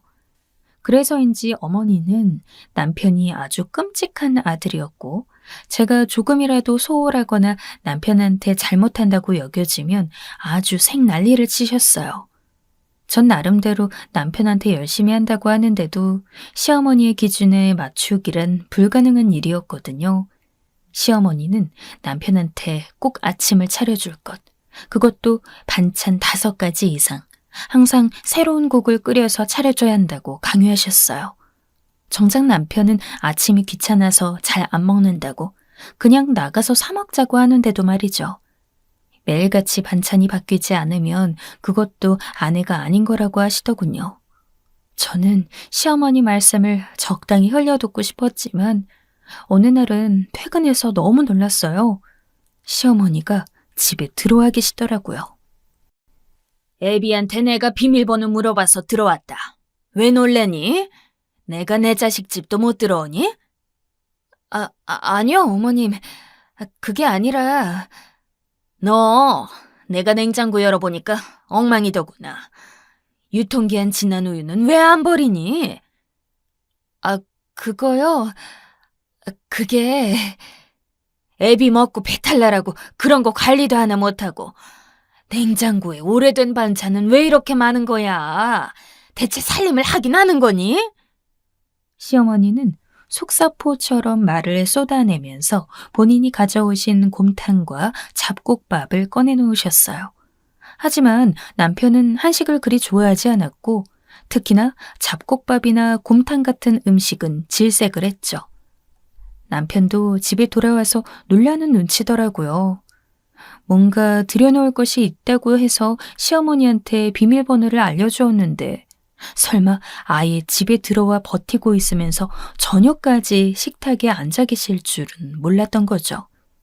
그 때문에 남편은 시어머니가 가져온 잡곡밥에 곰탕을 먹으면서 얼굴이 울상이 되더라고요. 우리끼리라면 가볍게 두부 정도 부쳐 먹거나 고기만 구워서 고기만 먹거나 했을 텐데 말이에요. 시어머니는 남편이 우거지상을 하고 밥을 먹고 있으니까 괜히 절 혼냈어요. 네가 평소에 반찬을 잘해놔야 애비가 입맛이 돌지. 그러질 않으니까 결혼 전에 잘 먹던 것도 안 먹잖니. 저는 할 말이 많았지만 그냥 입을 다물었어요. 속이 부글부글 끓어올랐죠. 이런 생활이 벌써 신혼 이후로 1년 가까이 계속되고 있었어요. 남편은 중간에서 중재할 생각도 하지 않고 그저 뒤로 빠질 생각만 하고 있었죠. 남편은 착한 사람이었지만 그만큼 누군가와 싸우기도 싫어했거든요. 시어머니는 반찬을 한다며 저희 씻기며 냄비며 잔뜩 사용하고 저한테 쪽파나 마늘을 잔뜩 까게 한 다음 그 쓰레기를 그대로 널려두고 돌아가셨어요. 그나마도 남편이 얼른 가시라고 계속 은근히 재촉한 덕분에 무거운 엉덩이를 일으키신 거였죠. 더 끔찍한 건 그 이후로 시어머니가 일주일에 2-3번씩 저희 집에 와서 기다리고 있었다는 거였어요. 퇴근할 때마다 무서울 정도로 끔찍했는데 남편은 또 거기에 적응해가고 있더라고요. 속이 정말 뒤집어져서 미칠 것 같은데 남편은 어쩔 수 없지 않냐며 어깨만 으쓱거렸어요. 할 수 없잖아. 엄마가 반찬 가져다 주니까. 나도 먹기는 싫은데 그렇다고 우리가 싸울 수도 없고. 오시지 말라고 말씀 좀 드려 제발. 나 미칠 것 같아. 뭘 그래 또. 엄마가 오셔서 하시는 게 뭐가 있다고. 저는 진짜 제 편이 하나도 없는 것 같은 기분에 돌 것 같더라고요. 그래서 친정엄마와 통화하면서 하소연을 진짜 엄청나게 했어요. 평소에는 걱정하실까봐 이런저런 이야기를 거의 안 하는 편인데 이러다가는 제가 미치겠더라고요. 친정엄마는 제 말을 말없이 다 듣다가 땅이 꺼져라 한숨을 쉬셨어요. 엄마도 별다른 수가 없으니 당연했죠. 저는 그래도 털어놓기만 해도 속이 좀 풀려서 그냥 그렇게 전화를 끊었어요. 시어머니는 거의 일주일에 화요일과 금요일에 오고는 했어요. 그런데 친정엄마에게 전화를 하고 난 다음 주에 금요일에 저는 저희 집 문을 열고 들어갔다가 다시 한번 기절초풍할 뻔했죠. 딸 왔니? 퇴근이 좀 늦구나. 시어머니가 똥 씹은 표정을 하고 앉아있는 건 예상한 일이었어요. 하지만 거기에 새아빠까지 있을 줄은 진짜 상상도 못했죠. 심지어 새아빠는 다리를 꼬고 소파에 앉아 당당하게 커피까지 드시고 계셨어요. 원래 시어머니가 앉던 자리였는데 새아빠가 앉아 계시니까 옆에 접근도 못하고 있었죠. 아빠? 어떻게? 날 어떻게 사나 보고 싶었는데 마침 왔더니 여기 사부인이 계시지 뭐냐. 그래서 들어와서 커피도 한 잔 마시고 있지. 아, 그러셨구나. 왔으니 저녁도 좀 얻어먹고 가야겠다. 사부인께서 맛있는 것도 많이 싸우신 것 같던데. 새아빠는 당연하다는 듯 말하면서 시어머니를 쳐다봤어요. 시어머니는 정말 똥 씹은 표정을 하고 일어났고 제 뒤를 따라 들어온 남편은 속도 없이 새아빠를 보고 좋아하면서 인사를 했죠. 장인과 사위는 서로 잘 통하는지 바둑판을 꺼내와 두면서 수다를 떨었고 제가 시어머니를 도우려 부엌으로 가려고 하자 새아빠가 제지하시더라고요. 넌 여기서 나랑 이야기 좀 하자. 뭔가 심각한 이야기라도 있는 것처럼 말씀하시니 부엌에 있는 시어머니도 저를 못 부르셨어요. 전 그래서 그냥 자리에 앉아 있었죠. 새아빠가 하는 말씀은 그런데 진짜 별거 아니었거든요. 그리고 시어머니 혼자 저녁을 차려낸 자리, 새아빠는 아주 맛있게 싹 드셨어요. 그러고는 시어머니한테 싱글벙글 웃어 보이시더군요. 사부인, 음식 솜씨가 정말 좋으시네요. 오실 때마다 저도 와서 좀 얻어먹어야겠습니다. 언제 오시죠? 그게... 예, 딸아. 너희 시어머니 오시면 꼭 전화해라. 집도 안 먼데 내가 꼭 오마. 사돈어른, 그게... 시어머니가 쩔쩔매면서 뭔가 말하려 하자 새아빠가 그러시더군요. 왜요, 사부인? 제가 사부인 음식 솜씨가 너무 좋아 그럽니다. 싫으시다면... 아니요. 싫다뇨. 그건 아니고, 그게... 아이들 신혼집인데 자꾸 오시면 불편하지 않을까 싶어서... 시어머니는 손사래를 치면서 짐짓 저희를 걱정해주는 것처럼 말씀하더군요. 정말 어이가 없어서 헛웃음도 나지 않았어요. 새아빠도 같은 심정인지 입술을 비뚤음하게 하고 계시다가 대답하시더군요. 사부인이 와 계셔도 아이들이 괜찮은데 제가 온다고 해서 뭐가 다를까요? 사부인 계시면 저도 와도 되는 거겠죠. 아니, 그게 아니라... 왜요? 김서방이 힘들까봐 걱정되십니까? 제가 와 있으면? 거기에는 답할 말이 없는지 시어머니가 조용해지시더라고요. 새아빠의 말은 앞으로 시어머니가 올 때마다 새아빠도 여기 오시겠다는 선전포고나 다름없었어요. 시어머니는 결국 꼬리를 말고 짐을 챙겨가지고 곧장 나가시더군요. 맹한 남편은 뭔가 분위기가 이상하다는 것은 눈치챘지만 저희 새아빠하고 술 마시고 이야기하는 걸 좋아하는 편이라 어머니가 나가셔도 별다른 상관을 하지 않았어요. 새아빠는 선물로 가져오신 좋은 양주 한 병을 열어서 남편과 나눠 마신 다음 밤이 늦어서야 저희 집을 나서셨죠. 남편은 술에 취해서 잠든 다음이었어요. 난 이제 가마.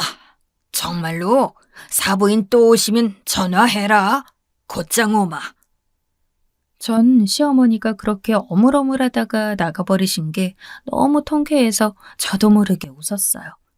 그리고 그제서야 새아빠가 저한테 얼마나 마음을 쓰시는지 인정할 수 있을 것 같았죠.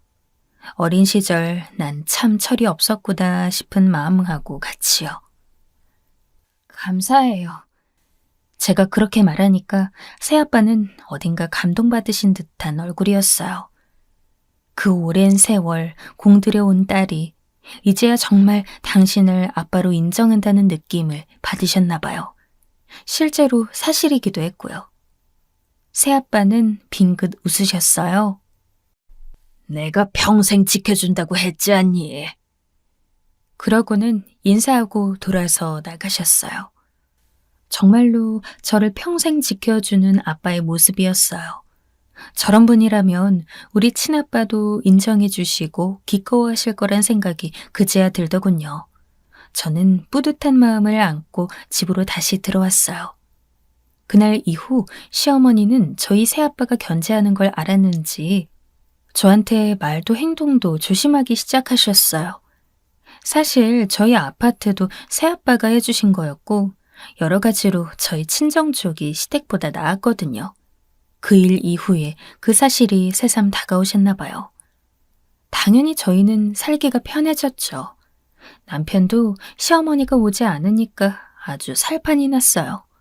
너무 철없고 맹해서 우습긴 한데 저도 편해졌으니 뭐 된 거겠죠. 그럼 제 사연은 여기까지입니다. 즐겁게 들으셨으면 좋겠어요.